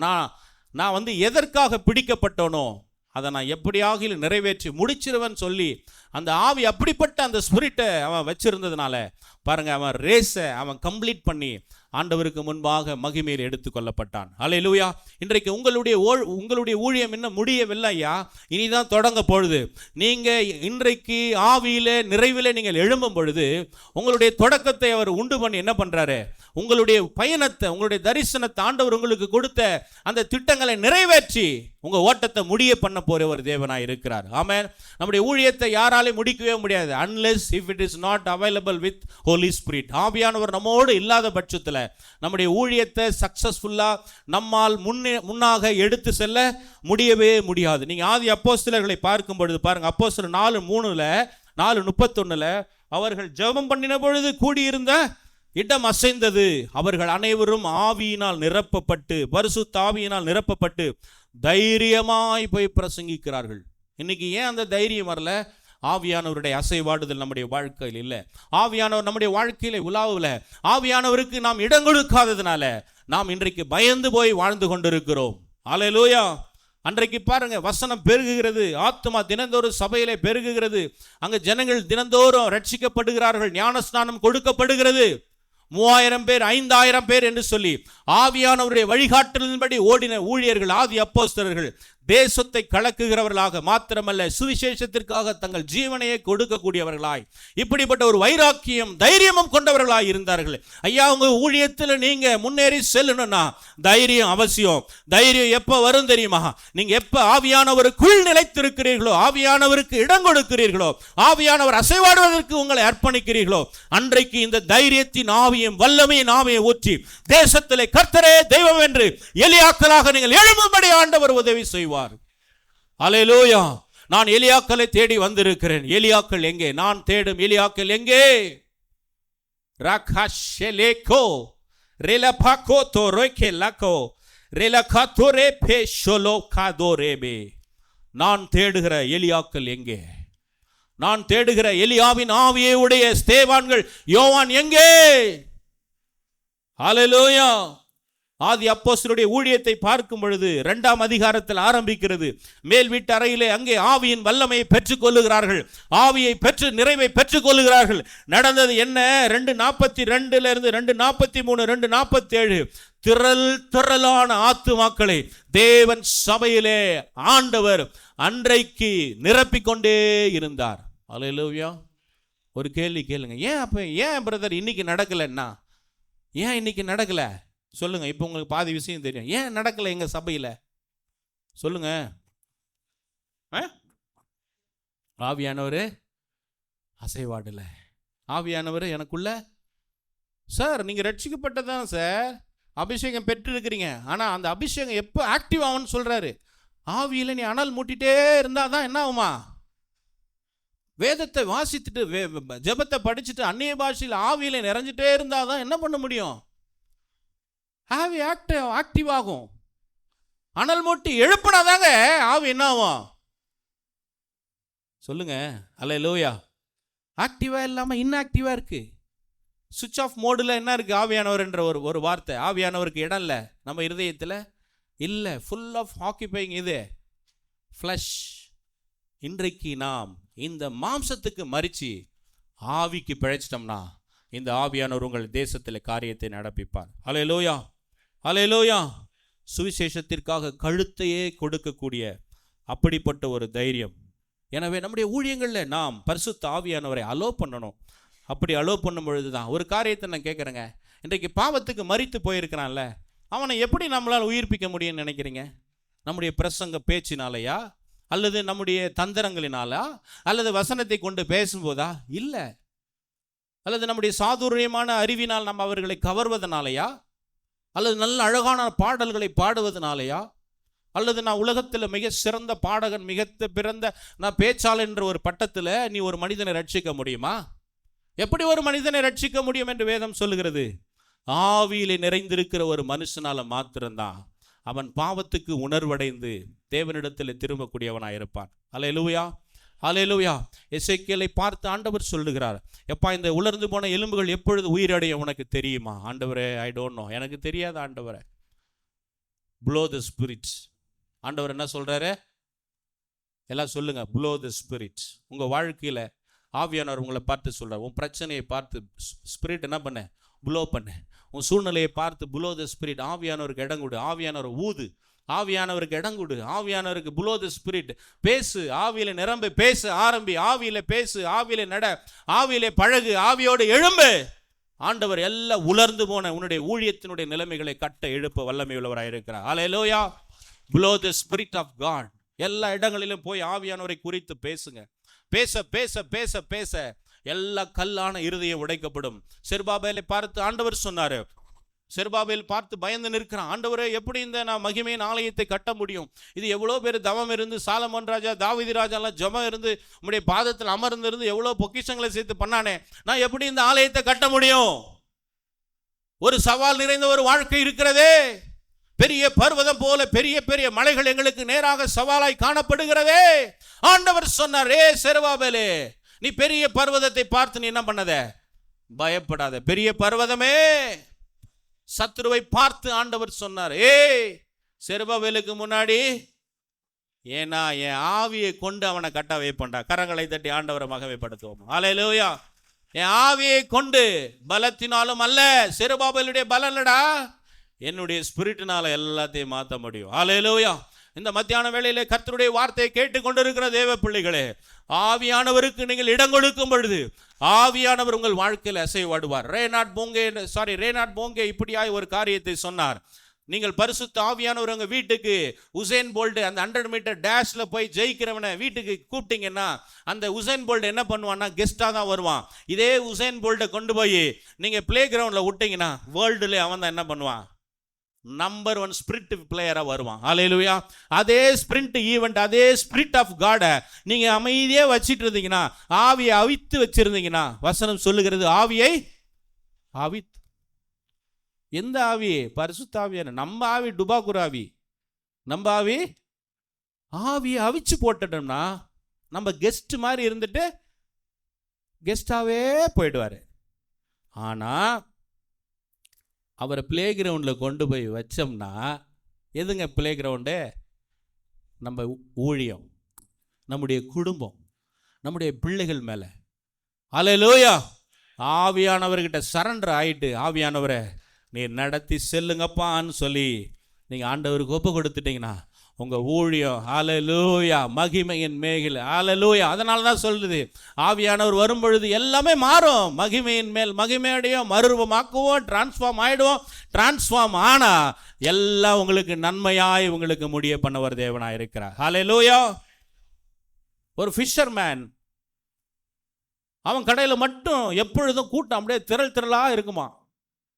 என்னடா இது ரகசியம் அப்படின்னு சொல்லி பார்த்தா, கர்த்தர் நல்லவர். எல்லாருடைய மீன் கடையில், சந்தையில், மீன் ஃபிஷ் மார்க்கெட்டு நீங்கள் பார்த்துருப்பீங்க. ஒரு கடையில் மட்டும், நாங்களும் ஒரே கடையில் தான் போய் வாங்குவேன், ஏன்னா அவங்ககிட்ட ஃப்ரெஷ்ஷாக இருக்கும். எல்லாரும் எங்கே போய் வாங்க பார்ப்போம்? ஃப்ரெஷ்ஷாக இருக்கிற மீன் வாங்க பார்ப்போம். ஆனால் ஒருத்தன் கடையில் மட்டும் ஃப்ரெஷ்ஷாக டெய்லி ஜனங்க வராங்க, அவன் கடை மூட முடியாத அளவுக்கு கூட்டம் வருது. என்னடா காரணம் அப்படின்னு பார்த்து எல்லாருமே கண்டுபிடிக்க பார்க்குறான், ஒன்றும் கண்டுபிடிக்க முடியல. நாங்களும் நேராக தான் போகிறோம், டெய்லியும் ஃப்ரெஷ்ஷாக தான் மீன் பிடிச்சிட்டு வரோம், ஆனால் எங்களுக்கு என்ன வரல? கஸ்டமர் வரல. என்ன ரகசியம் வந்து, இவனை உத்து பார்த்தா இவன் என்ன பண்ணியிருக்கிறான், கடலில் இருந்து மீனை பிடிச்சி எல்லாருமே போட்டில் தண்ணியில் தான் விட்டு எடுத்துன்னு வருவாங்க, கரெக்டு தானே? இவன் என்ன பண்ணியிருக்கிறான், மீனை பிடிச்சி போட்டில் அந்த அடியில் தண்ணீரை போட்டு ஒரு கேட்டு ஃபிஷ்ஷை எடுத்து உள்ளே விட்டான். புரியுதா நான் சொல்கிறது? புரியுதா இல்லையா? கேட்டு ஃபிஷ்னா தெரியுமா? யாருக்கா தெரியுமா? ஃபைட்ரு. ரைட்டு, உங்களுக்கு ஃபைட்ரு மிஷ் எடுத்து என்ன பண்ணிட்டான் சொல்லுங்க? அந்த போட்டில் தண்ணியில் என்ன பண்ணிட்டான், ஒரு கேட் ஃபிஷ், அதான் ஃபைட்ரு மீனை எடுத்து உள்ளே போட்டான். ஃபைட்ரு ஃபிஷ் உள்ளே வந்தால் அந்த மற்ற மீனெல்லாம் என்ன பண்ண தெரியுமா? இந்த ஃபைட்ருக்கு பயந்து சுற்றி சுற்றி சுற்றி சுற்றி ஓடிட்டே இருக்கும். அது கரைக்கு வர வரைக்கும் அப்படியே ஃப்ரெஷ்ஷாக, அப்படியே இருதய துடிப்போடு, அப்படியே அனலாக மூச்சு வாங்கி இருக்கும். அப்படியே வெளியில் வந்தவொடனே அப்படியே சுட சுட அப்படியே கொடுப்பாங்க. மீன் அப்படியே துள்ளிட்டு இருக்கும். அப்படியே எடுத்துகிட்டு போயிட்டு என்ன பண்ணாங்க, அப்படியே சமைச்சு பார்த்தா அவ்வளோ ருசியாக இருக்குமா. என்ன இந்த கேட் ஃபிஷ், என்ன இந்த ஃபைட்டர் ஃபிஷ் நான் உங்களுக்கு மீன் பண்ணுறேன்னா, உங்கள் ஊழியத்தில் இந்த கேட் ஃபிஷ் ஃபைட்டர் யார் தெரியுமா? பிசாசுக்கு ஃபைட்டர் யார்? நீங்களா ஆண்டவரா? யுத்தம் யாருடையது? யாருடைய யுத்தம் இது நடக்குது? ஆவிக்குரிய யுத்தம். ஃபைட்டரை கொண்டாந்து நீ உங்கள் ஊழியத்தில் போட்டீங்கன்னா, எங்கள் தண்ணியில் போட்டினா, உங்கள் சபையில் போட்டிங்கன்னா, நீங்கள் இருக்கிற இடத்துல போட்டிங்கன்னா, அந்த ஃபைட்டர் என்ன பண்ணுவார்? மற்ற எல்லா மீனையும் வளைச்சி வளைச்சி வளைச்சி நல்லா அநேகர் வந்து என்ன பண்ணுவார்? ருசிக்கத்தக்கதாய் மாற்றிடுவார். புரிஞ்சவங்கள ஒரு அல்லேலூயா சொல்லுங்க. அவர் வரும்பொழுது உலர்ந்து போன எலும்புகள் உயிரடையும். ஆமென். டிஎன்ஏ ஒருவேளை இல்லாமல் இருந்தாலும் சரிதான், அவர் உங்கள் சரீரத்தை, வசனம் சொல்லுகிறது, கிறிஸ்துவை மரித்தோரிலிருந்து எழுப்பின ஆவியானவர் உங்களுக்குள் வாசமாய் இருப்பாரேயானால், சாவுக்கேதுவான உங்கள் சரீரங்களை, சாவுக்கேதுவான உங்கள் ஊழியங்களை, சாவுக்கேதுவான சிச்சுவேஷன் எல்லாவற்றையும் அவர் மாற்றி உங்களுக்கு ஜெயத்தை கொடுக்கக்கூடிய ஒரு தேவனாய் இருக்கிறார். அல்லேலூயா. ஆவியிலே ஊழியம் செய்யணும், ஆவியானவரோடு இணைந்து. அடுத்தது, ஆவியிலே ஜெபிக்க வேண்டும். நாம் எப்படி இருக்கணுமா? ஆவியிலே ஜெபிக்கணும். வேகமாக பண்ணுறேன். அப்போஸ்தலர்கள் 6:4 சொல்லுகிறது, அவர்கள் ஜெபத்துல உறுதியாய் தரித்திருந்தார்கள். பவுல் சொல்லுகிறார், நாங்கள் மாம்சத்திலே வாழ்ந்தாலும் நாங்கள் எதில் போராட்டம் செய்கிறோம்? நாங்கள் ஆவியிலே போராட்டம் செய்கிறோம். ஜெபத்திலே போராட்டம், ஆவியிலே நாங்கள், எபேசியர் 6ஆம் அதிகாரம் சொல்லுகிறது, நாங்கள் ஆவியிலே விழித்திருந்து ஜெபிக்கிறோம். அல்லேலூயா. சார், எல்லாமே எதை செஞ்சாலும் நம்ம ஆவிக்கேற்றபடி செய்யும் பொழுது நம்முடைய வாழ்க்கையிலே கர்த்தர் பெரிய காரியங்களை செய்கிறார். எபிரேயர் 5:7 சொல்லுகிறது, நம்முடைய ஆண்டவர் எப்படிப்பட்ட ஒரு காரியத்தை செய்தார் என்று சொல்லி. அவர் மாம்சத்தில் இருந்த நாட்களிலே, வீட்டில் போய் படிங்க, அவர் வல்லமையுள்ளவரை நோக்கி பலத்த சத்தத்தோடும் உருக்கமாய் ஆவியில நிரம்பி, எந்த ஒரு மனுஷனுக்குள் ஆவியானவர் இருக்கிறாரோ அந்த ஒரு மனுஷனால தாங்க அந்த கம்பேஷன், ஜனங்களை பார்த்து மனதுருகிற அந்த கம்பேஷனே வரும். அல்லேலூயா. ஜனங்கள் படுகிற துயரத்தை பார்த்து எந்த ஒரு மனுஷனுக்கு வரும் தெரியுமா? ஆவியிலே நிலைத்து ஆவியிலே செபிக்கிற ஒரு மனுஷனுக்கு தான் தேசத்தை குறித்து ஒரு பாதிப்பு தெரியும், தேசத்தை குறித்ததான ஏக்கம் வரும், தேசத்தை குறித்து, ஆத்துமாக்களை குறித்ததான ஒரு பரிதபிக்கு வரும். நம்முடைய இரட்சகராம் இயேசு கிறிஸ்து ஆவி நிறைந்திருந்ததுனால பாருங்க, தன்னுடைய ஆத்துமாவை மரணத்திலே ஊற்றி அவர் பலத்த சத்தத்தோட, கண்ணீரோட அவர் ஜெபம் பண்ணினார். ஆமென். நாம் ஜெபிக்கும் பொழுது நம்முடைய வாழ்க்கையில, நம்முடைய கண்களிலிருந்து தண்ணீர் வரும் பொழுதுதான் ஆவியானவர் நம்முடைய ஜெபத்தை கேட்கிறார் என்று சொல்லி அர்த்தம். அல்லேலூயா, அல்லேலூயா, அல்லேலூயா. அதனாலதான் உன் தலை தண்ணீரும் உன் கண் கண்ணீரும் நனைந்தால் நலமாயிருக்குமே. அல்லேலூயா. இது யாரால நடக்கும் தெரியுமா? ஆவியானவருக்குள் ஜெபிக்கிற ஒரு மனுஷரால மாத்திரம்தான். ஏசாயா 53:12 ஆண்டவர் தன்னுடைய ஆத்துமாவை மரணத்தில் ஊற்றி அநேகரை வேண்டிக் கொண்டதுனால பாவிகளுக்காக அழுது கேட்டாருங்க. அந்த கம்பேஷன், ஆவியானவர் இருந்தால் மட்டும்தான். ஏன்னா ஆவியானவர் தான் பிதாவினுடைய ஆழங்களை அறிஞ்சிருக்கிறார். பிதா கிட்ட எப்படி போய் நின்னா நமக்கு ஜெபத்தை கிடைக்குன்னு தெரிஞ்சுதான் ஆவியானவர் என்ன பண்றாரு, கம்பேஷன், அழுது புலம்பி. என் பிள்ளைங்க கிட்ட அடிக்கடி சொல்லுவேன், அம்மா உனக்கு எதாவது தேவைன்னா ஒரே ஒரு சீக்கிரட்டு தான், நீ போய் ஆண்டவர்கிட்ட அழுது ஜெபம் பண்ணு. அல்லேலூயா. கெத்செமனே தோட்டத்தில் ஆண்டவர் எல்லாம் ரத்தம் சிந்தி என்ன பண்ணாரு, ஜெபம் பண்ண. எல்லா பேரும் சொல்றாங்க பயந்துட்டாங்கன்னு. இல்லைங்க, ஆத்துமாக்களுக்காக என்ன பண்ணாரு, பரிதபிச்சு அங்க ஆத்துமாக்கள், ஐயோ இந்த ஜனங்கள்லாம் எப்படி ரட்சிக்கப்பட முடியும்னு சொல்லி கெத்செமனே தோட்டத்தில் தன்னுடைய வேர்வை ரத்தத்தின் பெருந்துளிகளாக எடுத்தார் என்று சொல்லி. அல்லேலூயா. இன்றைக்கு நம்ம ஜெபம் பண்றதுல வேர்வை கூட வர்றதில்லை. வருதா? வேர்வை வருதா ஜெபிக்கிறதுல? நீங்க ஜெபம் பண்றதுக்கு கூலி, ஊழியம் பண்றதுக்கு கூலி. இந்த அமௌண்ட் கொடுக்குறீங்களா? உங்க சர்ச்சுக்கு வந்து நான் பிரசங்கம் பண்றேன், 1000 ரூபாய் காணிக்க கொடுக்கணும், 3000 ரூபாய் தேவைப்படும், ட்ரூ அண்ட் ஃப்ரோ வேணும். கூலி. ஊழியத்துக்கு என்னது? கூலி. ஜெபிக்கிறதுக்கு கூலி. எவ்வளோ பரிதபிக்கப்பட்ட நிலைமை. உங்களெல்லாம் நம்மளெல்லாம் கொண்டு எப்படிங்க ஆண்டவருக்கு காரியத்தை நடப்பிக்க முடியும்? ஊழியத்துக்குன்னு வந்துட்டு போஷிக்கிறவர் அவரு. அப்பா நான் போகிறேன், நீங்கள் உங்கள் சித்தத்தின்படி செய்யுங்க அப்படின்னு நம்ம நடக்கும் பொழுது அவர் எல்லாவற்றையும் சந்திக்கிற தேவனாக இருக்கிறார். அப்படி தானேங்க? மாம்சத்தில் ஊழியம் எங்கே நம்ம ஊழியம் வளரும்? அல்லேலூயா. ஒரு வேர்வை கூட வரல, நம்மளுடைய வேர்வை கூட சிந்துற அளவுக்கு ஜெபம் பண்ணல, நம்ம கொண்டு ஏன் ஆண்டவர் ஆத்துமாக்களை கொடுக்கணும்? அல்லேலூயா. நீ தலை நிமிர்ந்து நடக்கணும்னா எபிரேயர்ல போடப்பட்டிருக்குது, உன் தளர்ந்து போன கைகளையும் தளர்ந்து போன முழங்கால்களையும் நீ என்ன பண்ணணும், முடக்குனா உன் ஊழிய தலை நிமிர்ந்து நடக்கும். சொல்லுங்க ஆமென். உங்க பிள்ளைகளுடைய வாழ்க்கை தளர்ந்து நடக்குங்க. சார் இவ்வளோ நாளாக நீங்கள் கண்ணீரோட ஒரு காரியத்தில் அழுதுட்டு இருக்கிறீங்களா? ஆவியானவர் சொல்றாரு, உன் முழங்கால முடக்கு தம்பி. அல்லேலூயா. ஐயா உங்கள் முழங்கால முடுக்குங்க. அப்பா உங்கள் முழங்கால முடிக்க என் சமூகத்தில் வந்து நில்லுங்க, நான் எல்லாவற்றையும் பார்த்து கொள்ளுகிற தேவனாக இருக்கிறேன். அல்லேலூயா. உங்கள் முழங்கால முடுக்கி ஆண்டவர் பாதத்தில் கண்ணீரோட நீங்கள் சமூகத்தில். தானியேலுக்கு என்ன வயசு தெரியுமா? 120 வயசுலையும் முழங்கால நின்று வானத்துக்கு நேராக பலகணிகளை பார்த்து, ஐயோ என் தேசம் ரட்சிக்கப்பட வேண்டுமே என்று சொல்லி. அல்லேலூயா. இன்றைக்கு நாம் எங்கே இருக்கிறோம்? எங்கே இருக்கிறோம் ஐயா? தளர்ந்து போன கைகளை, உங்கள் முழங்கால்களை முடக்கு நிமிர்த்துவதற்காக, உறுதிப்படுத்துவதற்காக ஆவியானவர் வந்திருக்கிறார். கண்ணீரோடு விதைக்கிறவன் வசனம் சொல்லுகிறது கம்பீரத்தோட. அல்லேலூயா. அடுத்தது பிரீச்சிங் காஸ்பல் திரு ஹோலி ஸ்பிரிட். இன்னைக்கு எல்லாமே ட்ரெண்டிங் என்ன தெரியுமா? இன்னொருத்தர் வாந்திய என்ன பண்றது சொல்லுங்க? இன்னொருத்தர் யூடியூப்ல பண்ண வாந்திய என்ன பண்றது? சபையில் போய் அடிச்சு விடுறது. அப்படிதானே? எங்கெங்க ஆத்மா பிழைக்கும்? பிரியமானவனே ஆத்மா வாழ்வது போல எங்க வாழும்? இன்னொருத்த வாந்தி எடுத்துன்னு போய் அவனுக்கு போட்டா எங்க அது எடுத்துக்கும்? அல்லேலூயா.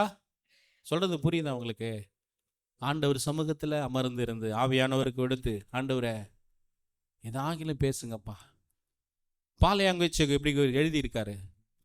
அவர் போய் ஒரு வீட்டில் சுவிசேஷம் பண்ணாமா, பரலோகம் எப்படி தெரியுமா இருக்கும்? இப்படி இருக்குமா? அந்த தெருவுலாம் தங்கமாக இருக்கும். அடப்போடா முட்டாள், எனக்கு சாப்பாடு இல்லாமல் இருக்கு, அதுக்கு வழி பண்ணுறான். ஆமாம் போயிட்டாரா? ஆவியானவர் சொன்னா, அடா முட்டாப்பையில். அவன் சொன்னான் அந்த பொம்பளை கரெக்டு. ஏம்மா நீ சர்ச்சைக்கு வா, உன்னுடைய தேவை, உன்னுடைய பிள்ளை, வியாதி எல்லாத்தையும் ஆண்டவர் மாற்றுவார்னு சொல்ல உனக்கு துப்பு இருந்துச்சான்னு கேட்டாராம். அவர் எழுதியிருக்காரு. எத்தனை உண்மையான காரியம்.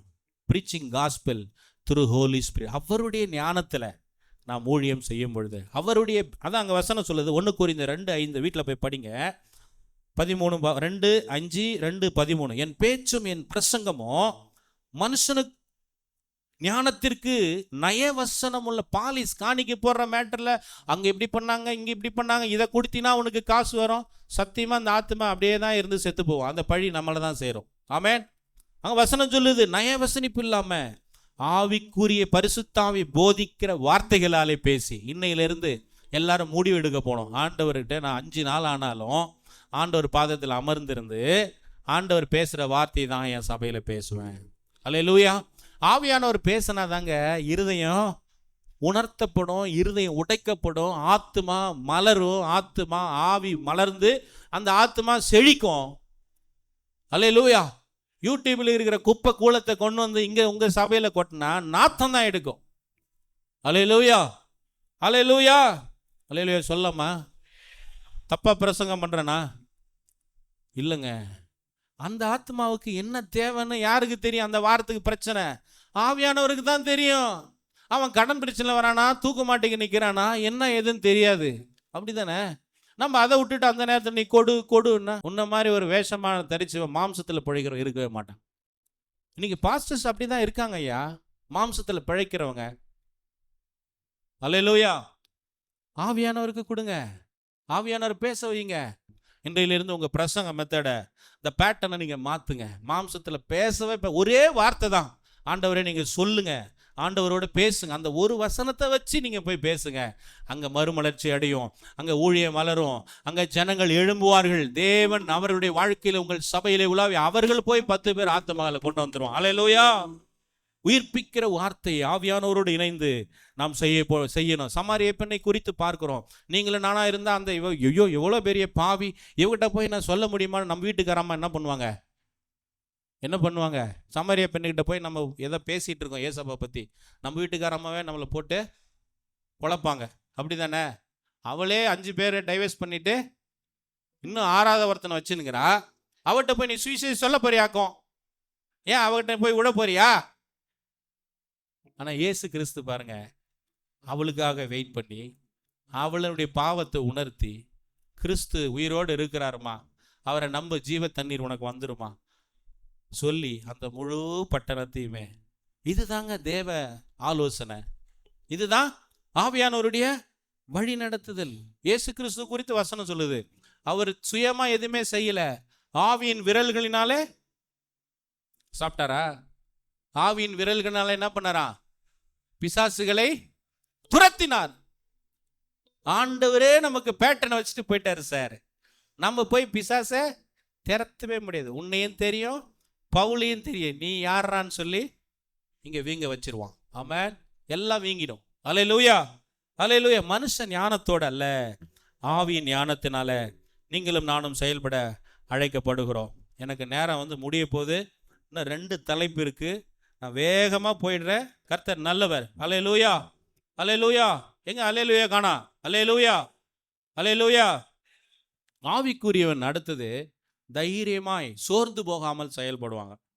வசனம் சொல்லுகிறது, சுவிசேஷத்தை அறிவிக்கிறவங்களுக்கு என்ன நடக்குமா? சமாதானம் வரும்னு சொல்லப்பட்டிருக்கிறதா? சுவிசேஷத்தை அறிவிக்கிறவர்களுக்கு நன்மை நடக்குன்னு சொல்லப்பட்டிருக்கிறதா? ஆசீர்வாதமாக இருப்பீங்கன்னு சொல்லப்பட்டிருக்கிறதா? பவுலே, அரண்மனையில் நீ நல்ல சுவிசேஷம் பண்ணு, நான் உன்னை கனம் பண்ணுறேன் ஆண்டவர் சொன்னார். என்ன நடக்கும்? மிகுந்த உபத்திரம். சூப்பர் ஐயா. மிகுந்த பாடு, மிகுந்த போராட்டம். போராட்டம் இல்லாமல் ஊழியம் பண்ணுறீங்களா? யாரா இருக்கீங்களா? போராட்டம் உண்டு. ஆனாலும் என்னை பலப்படுத்துகிற கிறிஸ்துவினாலே எல்லா போராட்டத்தையும் நான் என்ன பண்ண முடியும்?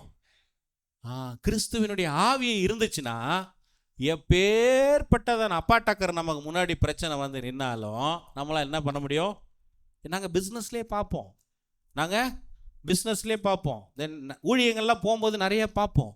ஆனாலும் கர்த்தருடைய ஆவியானவர் என்ன பண்ணுவார்? எல்லாவற்றிலும் நமக்கு ஜெயத்தை தருவார். அல்லேலூயா. ஊழியம் பண்ணுறவங்களுக்கு ஈவில் அட்டாக் இருக்குது. ஊழியம் பண்ணுறவங்களுக்கு என்ன இருக்குது? அதான் வசனம் சொல்லுது, ஆத்துமாவுக்கு விரோதமாய் போராட்டம் உண்டு.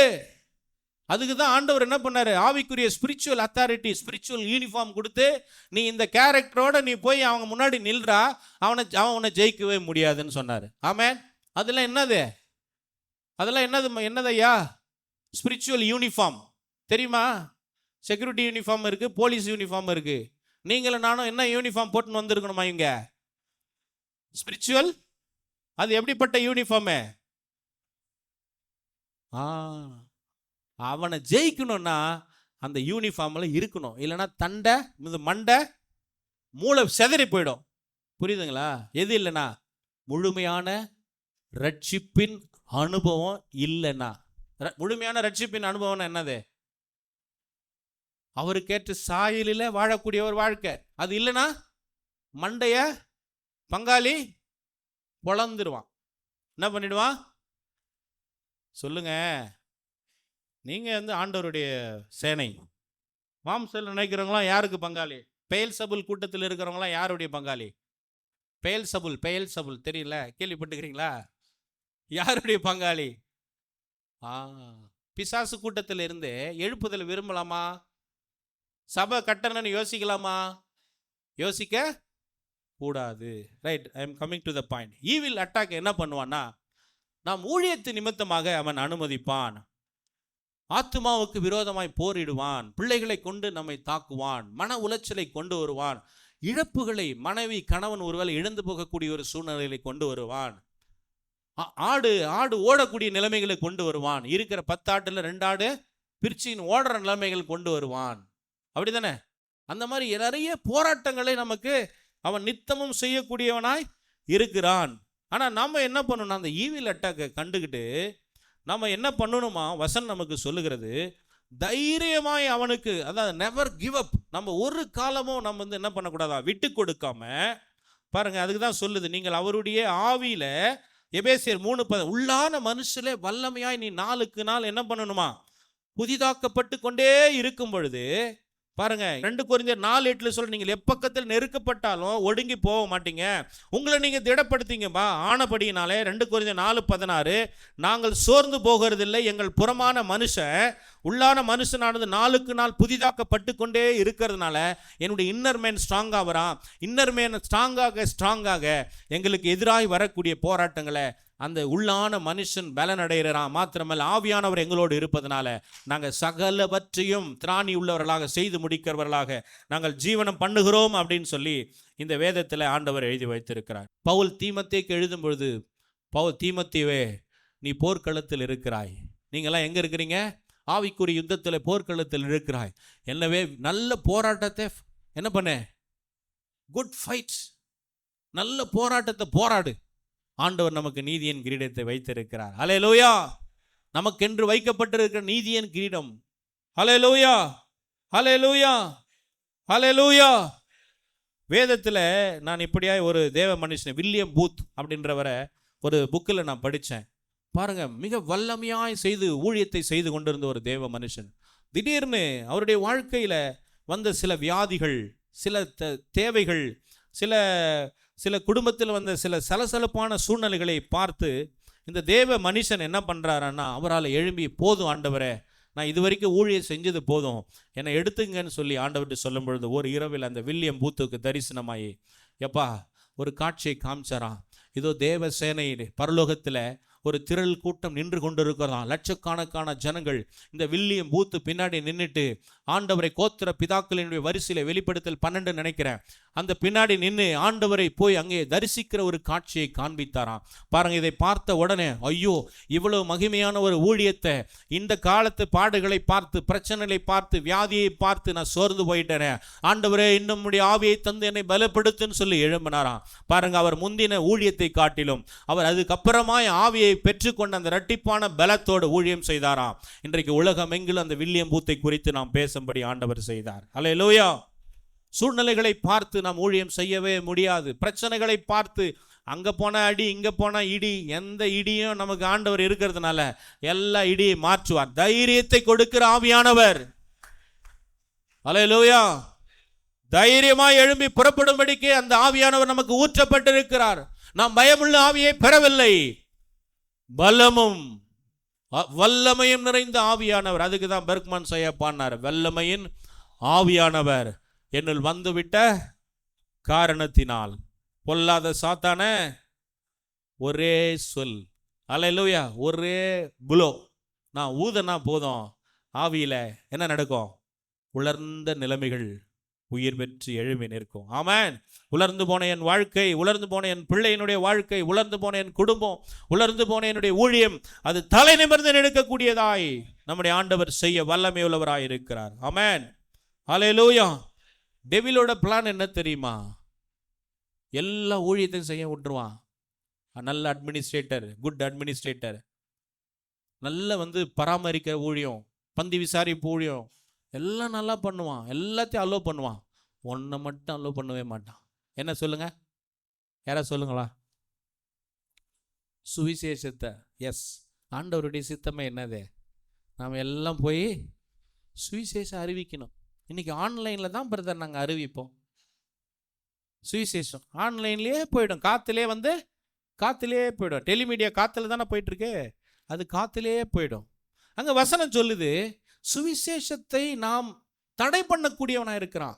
பிசாசை குறித்து சொல்லுகிறது, நாம் சுவிசேஷத்தை பிரசங்காக்காதபடிக்கு அவன் அநேக தடைகளை, உபாய தந்தனங்களை. இன்றைக்கு ஆவியானவர் என்னோட சொன்னார், தளர்ந்து போன ஆவிகளை இந்த தேசத்துல பிசாசானவன் ஊழியர்கள் நடுவிலே போட்டிருக்கிறானா. தளர்ந்து போன ஆவிகள், சோர்வின் ஆவிகள், நிர்விசார ஆவிகளை, சூழ்நிலைகளை காட்டி பயந்து போய் இருக்கிற ஆவிகளை கொண்டு வந்திருக்கிறானா. எனவே தான் ஆண்டவர் சொல்றாரு, எப்பா நீ தைரியமா என்ன பண்ண, சுவிசேஷத்திற்காக தீங்கு அனுபவி, நல்ல போராட்டம் போராடு, அவனால் ஒன்றும் பண்ண முடியாது. இக்காலத்து பாடுகள் எல்லாம் போயிடும். இதுல இருந்து நான் என்ன பண்ணுவேன், நானும் உனக்கு கிருபை தந்து தூக்கி நான் உன்னை நிலைநிறுத்திடுவேன்டான்னு சொல்லி ஆண்டவர் பவுல் அப்படிதான் ஒரு இடத்துல சொல்றாரு. நான் சோர்ந்து போன போதெல்லாம் அவர் என்ன பண்ணாரு, தாங்கி பிடித்த கரம். அல்லேலூயா. அவர் என்னை பலப்படுத்துகிறபடினால நான் எல்லாவற்றையும் செய்து என்னுடைய ஓட்டத்தை நான் முடிக்கக்கூடிய ஒரு தேவ மனுஷனா இருக்கிறேன் என்று சொல்லி அந்த வேத பகுதியிலே பவுல் இப்படியாய் சொல்லுகிறார். எனவே தேவ பிள்ளைகளே, இந்த பிசாசினுடைய திட்டத்தை நீங்களும் நானும் இன்றைக்கு உணர்ந்து கொண்டு அவனுடைய தந்திரங்கள் என்ன என்பதை அறிந்து கொண்டு நாம் ஒவ்வொரு நாளும் சுவிசேஷம் அறிவிப்பதை நம்முடைய கடமையாய், பிரதான நோக்காய், லக்காய், நம்முடைய அல்டிமேட் கோலாய் செயல்படும் பொழுது நம்முடைய சபையிலே ஆவியானவர் நம்முடைய தேசத்தில் காரியங்களை நன்மையாய் முடிய பண்ணக்கூடியவராய் இருக்கிறார். ஹல்லேலூயா. சுவிசேஷ பாரம் நம்முடைய கடமையாய் மாறும் பொழுது, நம்முடைய இலக்காய் மாறும் பொழுது ஆத்துமாக்கள் நம்முடைய சபையிலே ஆவியானவர் கொண்டு வந்து சேர்ப்பார். ஹல்லேலூயா. நாம் எழும்பி போரடிக்க, எழும்பி சிலம்பம் பண்ண ஆண்டவர் நம்மை தெரிந்தெடுத்திருக்கிறார். ஹல்லேலூயா. முடங்கி அடுப்பு நடையிலே முடங்கி கிடக்கிறவர்களை வேதம் சொல்லுகிறது, நீ அடுப்பு நடையிலே முடங்கி கிடக்கிறவர் அல்லம்மா, நீ எழும்பி பிரகாசிக்க கூடியவள். ஹல்லேலூயா. ஆண்டவர் உங்களை பார்த்து சொல்றாரு, இந்த பக்கத்தில் ஊழியக்காரம்மா பார்த்து சொல்றார், அம்மா நீ அடுப்பில் இருப்பதற்காக நான் உன்னை தெரிந்து கொள்ள, நீ எழும்பி எனக்காக ஒரு தேவராலாய் காரியத்தை தேசத்தில் நடப்பிப்பதற்காக நான் உன்னை தெரிந்து கொண்டிருக்கிறேன் என்று சொல்லி சேனைகளின் கர்த்தர் சொல்லுகிறார். ஹல்லேலூயா. ஹல்லேலூயா. ஒரு மெட்டல் இருக்கு அப்படின்னா அது சாதாரணமாக துருப்பிடிச்சு போகிறத விட அது தேஞ்சு வீணா போகிறது நல்லது. நான் சொன்னது புரியுதா? ஒரு கத்தி மொக்கையாக இருப்பதை காட்டிலும் அது ஷார்ப்பாகி அநேகருக்கு உதவியாக இருப்பது நலம். அப்படியே வச்சிருந்தா என்ன ஆகிடும், அந்த கத்தி மழுங்கி மங்கலா போய் மொக்க கத்தியா போயிடும். ஆண்டவர் மொக்க கத்தியா இருப்பதற்கு உங்களை தெரிந்து கொள்ள, வெற்ற கத்தியா, ஆத்துமாக்களை வெட்டுகிற ஒரு கத்தியாய் ஆண்டவர் உங்களை தெரிந்தெடுத்திருக்கிறார். ஹல்லேலூயா. ஹல்லேலூயா. ஆதி அப்போஸ்தலர் சுவிசேஷத்திற்காக மரிக்கவும் தங்கள் தலைகளை கொடுக்கவும் என்ன பண்ணாங்களா, ஆயத்தமாய் இருந்தார்கள். I will die for mission moment. Hallelujah. நான் என் தேவனுக்காக, சுவிசேஷத்திற்காக, ஊழியத்திற்காக நான் மரிக்கவும் ஆயத்தமாய் இருக்கிறேன் என்று ஒரு ஸ்தேவானை போல நீங்கள் எழும்பும் பொழுது ஆண்டவர் உங்களை கொண்டு வல்லமையாய் தேசத்தில் காரியத்தை நடப்பிப்பார். ஹல்லேலூயா. ஃபயர் இன் த ஸ்பிரிட்ஸ். எனக்கு தெரிஞ்ச ஒரு நண்பர் இருக்காரு, அவருக்கு ரொம்ப சின்ன வயசு, 45 வயசு தான் ஆகுது. அந்த தேவ மனுஷன் எங்கள் வீட்டு பக்கத்தில் தான் இருக்கார். நான் போன கூட்டத்தில் கூட சொன்னேன், 35 சபைகளை ஸ்தாபிச்சிருக்கிறாரு. 35 சபைகளை அவர் ஃப்ரீயாக ஒரு நாளுமே இருந்ததை நான் பார்த்ததில்லை. இருதயத்தில் ஆவியானவர் ஃபயராக இருந்ததுனால, ஃபயர் இன் த ஸ்பிரிட்ஸ், ஆவி அனலாக இருந்ததுனால ஆவியானவர் அவர் எங்கெங்கெல்லாம் வேகமாக, ஆகாப்பு ரதத்தை விட எலியாவை எப்படி அவர் ஆண்டவருடைய ஆவியானவர் எலியா மீது இருந்ததுனால எப்படி அவ்வளோ வேகமாக ஆவியானவர் ரதத்துக்கு முன்னாடி ஆகாப்புடைய ரதத்துக்கு முன்னாடி கொண்டு போனாரோ, கர்த்தருடைய ஆவியானவர் அந்த மகனுடைய வாழ்க்கையில் இருப்பதனால பாருங்க, தேசம் எங்களும் போய் அங்கே பைபிள் காலேஜை ஸ்தாபிக்கிறதும் ஊழியங்களை கட்டுறதும் தரிசனத்திற்காக ஓடிக்கொண்டிருக்கிற ஒரு தேவ மனுஷன். ஹல்லேலூயா. ஹல்லேலூயா. This is what God expecting you and me. ஆண்டவருடைய எதிர்பார்ப்பு இதுதாங்க. ஆவியிலே அனலாய் இருந்து நாம் கர்த்தருக்கு காரியத்தை நடப்பிக்கக்கூடிய ஒரு இடத்துல நீங்களும் நானும் அந்த இலக்கை நோக்கி நாம் ஓடக்கூடியவர்களாக செயல்பட வேண்டும் என்று சொல்லி ஆவியானவர் விரும்புகிறார். நிர்விசாரத்தோடு அல்ல. நிர்விசாரத்தோடு நாம் இருந்தாமே ஆனால் நம்முடைய வாழ்க்கையில் அநேக ஆசீர்வாதங்களை நாம் இழந்து போவோம். ஹல்லேலூயா. நம்ம ட்ரம்பட் ப்ளோவர்ஸ். நம்ம யாரு? எக்கால சத்தத்தை தேசத்தில் ஊதக்கூடிய தேவ ஜனங்கள். ஆவிக்குரியவர்கள் என்ன சாப்பிட்டு தூங்கிட்டு இருக்கிறவங்க இல்லை சார், ட்ரம்பட் ப்ளோவர்ஸ். நீங்கள் நான் யார்? King makers. நம்ம யார் தெரியுமா? ஆத்துமாக்களை உருவாக்கக்கூடிய ராஜாக்களும் லேவியரும் ஆசாரியர்களும் தீர்க்கதரிசிகளும் ஆண்டவர் நம்மை அபிஷேகம் பண்ணி வைத்திருக்கிறார். ஆவிக்குரிய அதிகாரத்தை நீங்கள் தெரிந்து கொள்ள வேண்டும். If you know your spiritual authority, தேவ பிள்ளைகளே, ஆவியானவருக்குரிய அதிகாரம், உங்களுக்கு ஆவியானவர் வைத்திருக்கிற அந்த அத்தாரிட்டி நீங்க தெரிஞ்சுன்னா போதும், மரித்தோரை உயிரோடு எழும்பி உயிர்ப்பிக்க முடியும். ஹல்லேலூயா, ஹல்லேலூயா. அது 20 கேன்சர் கட்டியா இருந்தாலும் மறைய பண்ண உங்க ஜெபத்தின் வல்லமை, உங்க ஆவியின் வல்லமையினால 20 கேன்சர் கட்டி மறைய ஆண்டவர் பெரிய பெரிய காரியங்களை செய்வார். ஹல்லேலூயா. ஆவியில வைராக்கியமா எழும்பி நாம் காரியத்தை நடப்பிக்கும் பொழுது ஆவியானவர் நமக்கு பெரிய பெரிய காரியங்களை செய்வார் என்பதில் ஒரு சந்தேகமும் இல்லை. ஹல்லேலூயா, ஹல்லேலூயா. அடுத்தது கடைசியா குட் ஒர்க்ஸ். ஒரு ஆத்துமாவை நாம் எப்படி சம்பாதிக்க முடியும் அப்படின்னா, நாம் எப்பொழுது ஆத்துமாக்களுக்காக தேசத்தில் ஜனங்களுடைய தரித்திரத்தில் அவங்களுடைய காரியத்தில் நாம் மிங்கலாம் வருமோ பாருங்க. ஏழைகளுக்கு யோபை குறித்து சொல்லும் பொழுது, நான் கண்ணில்லாதவனுக்கு கண்ணனா இருந்தேன், அப்படி தானே? நான் ஏழைகளுக்கு எல்லா உதவிகளையும் செஞ்சேன். பாருங்க, இப்படிப்பட்ட ஊழியக்காரன் தான் அவனுக்கு யோபுக்கு போடப்பட்டிருக்கு. ஊழியத்தை செஞ்சானா பாருங்க. நாம் சமுதாயத்தில் நற்கிரியைகளை செய்ய, இங்கிலீஷில் போடப்பட்டிருக்கு good works, the law of the ministry, என்னன்னா the law of the harvest. நம்முடைய வாழ்க்கையில் ஹார்வெஸ்ட் வேணும் அப்படின்னா நீங்களும் நானும் என்ன செய்யணும்னா குட் ஒர்க்ஸ், நற்கிரியைகள் செய்ய பழக்கப்பட்டிருக்கணும். நற்கிரியைகள்னா என்ன? ஏழைகளுக்கு உதவுவது, வியாதியஸ்தனை போய் கண்டுகொள்வது, தரித்திரனை கண்டு விசாரிப்பது. ஆண்டவர் சொன்னாரு, யார் என்னுடைய ஊழியக்காரன்? நான் பசியாயிருந்தேன், தாகமாயிருந்தேன். எஸ், இந்த ஊழியத்தில் தேவன் பிரியமாய் இருக்கிறார். திக்கற்ற பிள்ளைகள் விசாரிக்கப்படுவதே தேவன் விரும்புகிறார். ஆதி அப்போஸ்தலர் ஒரு டீமே ஃபார்ம் பண்ணாங்க. டீம் ஃபார்ம் பண்ணி பந்தி விசாரிக்கிற காரியங்கள், தர்ம பணங்களுக்கு சம்பாதிச்சு கொண்டு போய் ஜனங்களுக்கு உதவி செய்கிற காரியங்கள், ஆத்துமாக்கள் சபையிலே தினமும் பெருகுவதற்கு நீங்கள் ஆதி அப்போஸ்தலருடைய ஊழியத்தை பார்த்தீங்க அப்படின்னா, இந்த நற்கிரியைகள், இந்த குட் ஒர்க்ஸ் நிமித்தமாக அநேகர்கள் கர்த்தர் பக்கமாக இழுத்துக்கொள்ள வரப்பட்டார்கள். அல்லேலூயா. எபேசியர் 2:10 சொல்லுகிறது, நற்கிரியைகளை செய்வதற்காகவே கிறிஸ்து இயேசுவுக்குள் நாம் சிருஷ்டிக்கப்பட்டு என்னவா இருக்கிறோமா? நாம் தேவனுடைய செய்கையா இருக்கிறோம். நாம் அல்லேலூயா. நம்மளை எதுக்கு ஆண்டவர் தெரிஞ்சு கொண்டாரா? டு டு குட் ஒர்க்ஸ், நல்ல காரியங்களை செய்யணும். இல்லை, ஏழை பிள்ளைங்களுக்கு, நலிவடைந்த பிள்ளைகளுக்காக உள்ள போய் ஒரு டியூஷன் ஆரம்பிங்க சார். அங்கே இருக்கிற 50 ஆத்துமா உன் சபைக்கு வரும் சார். அந்த பிள்ளையும் ரட்சிக்கப்படும். என் நண்பர் இருக்காரு Reuben, one of the organiser. அவருடைய ஊழியம் ஜவாது மலையில் இப்போ தான் ஆரம்பித்தார். நானும் நிறைய அவருக்கு தோல் நிற்கிறேன் ஜெபத்தில், எல்லா விதத்துலையுமே. பாருங்க, போனாருங்க 3 சபை என்ன பண்ணிட்டாரு? ஆரம்பிச்சிட்டாரு. 3 வருஷமா? 3 வருஷத்தில் 3 சபை ஆரம்பிச்சிருக்காருங்க. ஐயா சொல்கிறாரு, இன்னும் 2 பேர்கிட்ட நான் பேசலை, 28 சபை ஆரம்பிச்சிட்டேன் பிரதர். என்னுடைய லக்கு 50. ஐயா சொன்னீங்க, நான் நோக்கி ஓடுறேன் சார். இதுதான் சார், இதுக்கு தான் நம்ம அழைக்கப்பட்டிருக்கிறோம். இது எப்படி பாசிபிள் ஆகும்? நற்கிரியைகள். நாம் போய் அவர்களை சந்தித்து, அவர்களுக்கு பார்த்து, அவர்களை விசாரித்து, அவர்களுடைய குறைவுகளை, ஏழைக்கு இறங்குகிறவன் கர்த்தரையே கடங்காரனாக்குறான். நல்ல காரியத்தில் நம்ம ஈடுபடுத்திக்கணும்னு 2 கொரிந்தியர் 9:6 சொல்லுகிறது. ஆத்துமா அறுவடை பண்ணணும்னா நீங்கள் போய் என்ன பண்ணணும்? ஆத்துமாக்களுக்கு செலவு பண்ணவும், செலவு பண்ண படவும் நான் விரும்புகிறேன். அல்லேலூயா, அல்லேலூயா.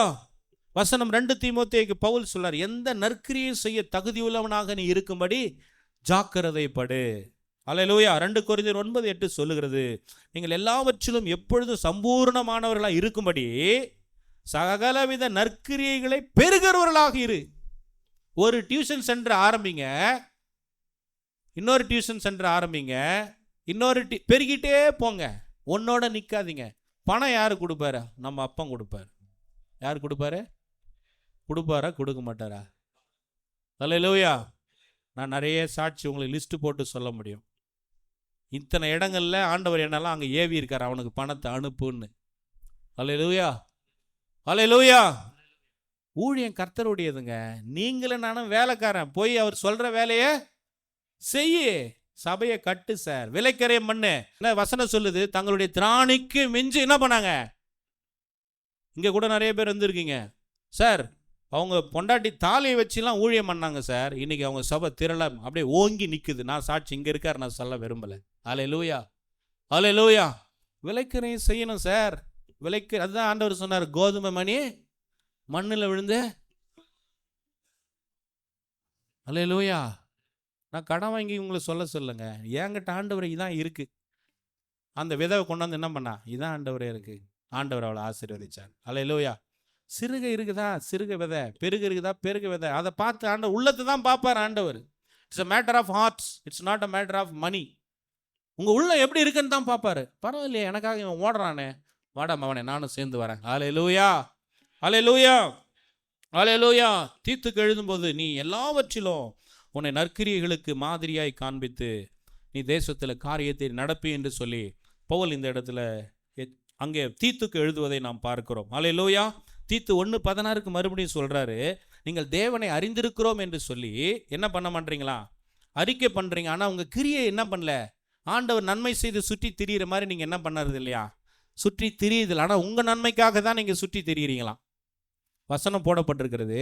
கிரியைகளினால நம்ம என்ன பண்ணலையா, சொல்லுங்கய்யா, வசனம் சொல்லுங்க. தீத்து 1:16 எந்த நற்கிரியை செய்வதற்கு தகுதி இல்லாம அருவருக்கப்பட்டவர்களா நாம் காணப்படுகிறோம். அல்லேலூயா. நம்ம கொண்டு ஆண்டவர் ஒரு ஆணி கூட என்ன பண்ண மாட்டாரு, வாங்கி கொடுக்க மாட்டாரு. அல்லேலூயா. தாகமோ ஆவியோ ஆத்தும பாரமோ நமக்கு இருந்துச்சுன்னா அவர் என்ன பண்ணுவார், நம்மோடு கூட இணைந்து அல்லேலூயா நம்முடைய எல்லா குறைவுகளையும் கிறிஸ்து இயேசுவின் மூலமாக அவர் நம்மை சந்தித்து ஆசீர்வதிக்கக்கூடிய ஒரு தேவனாக இருப்பார். அல்லேலூயா. வசனம் சொல்லுகிறது, தன் சகோதரர்களுக்காக தன் ஜீவனையே கொடுக்கக்கூடியவர்களாய் நாம் மாற வேண்டும்.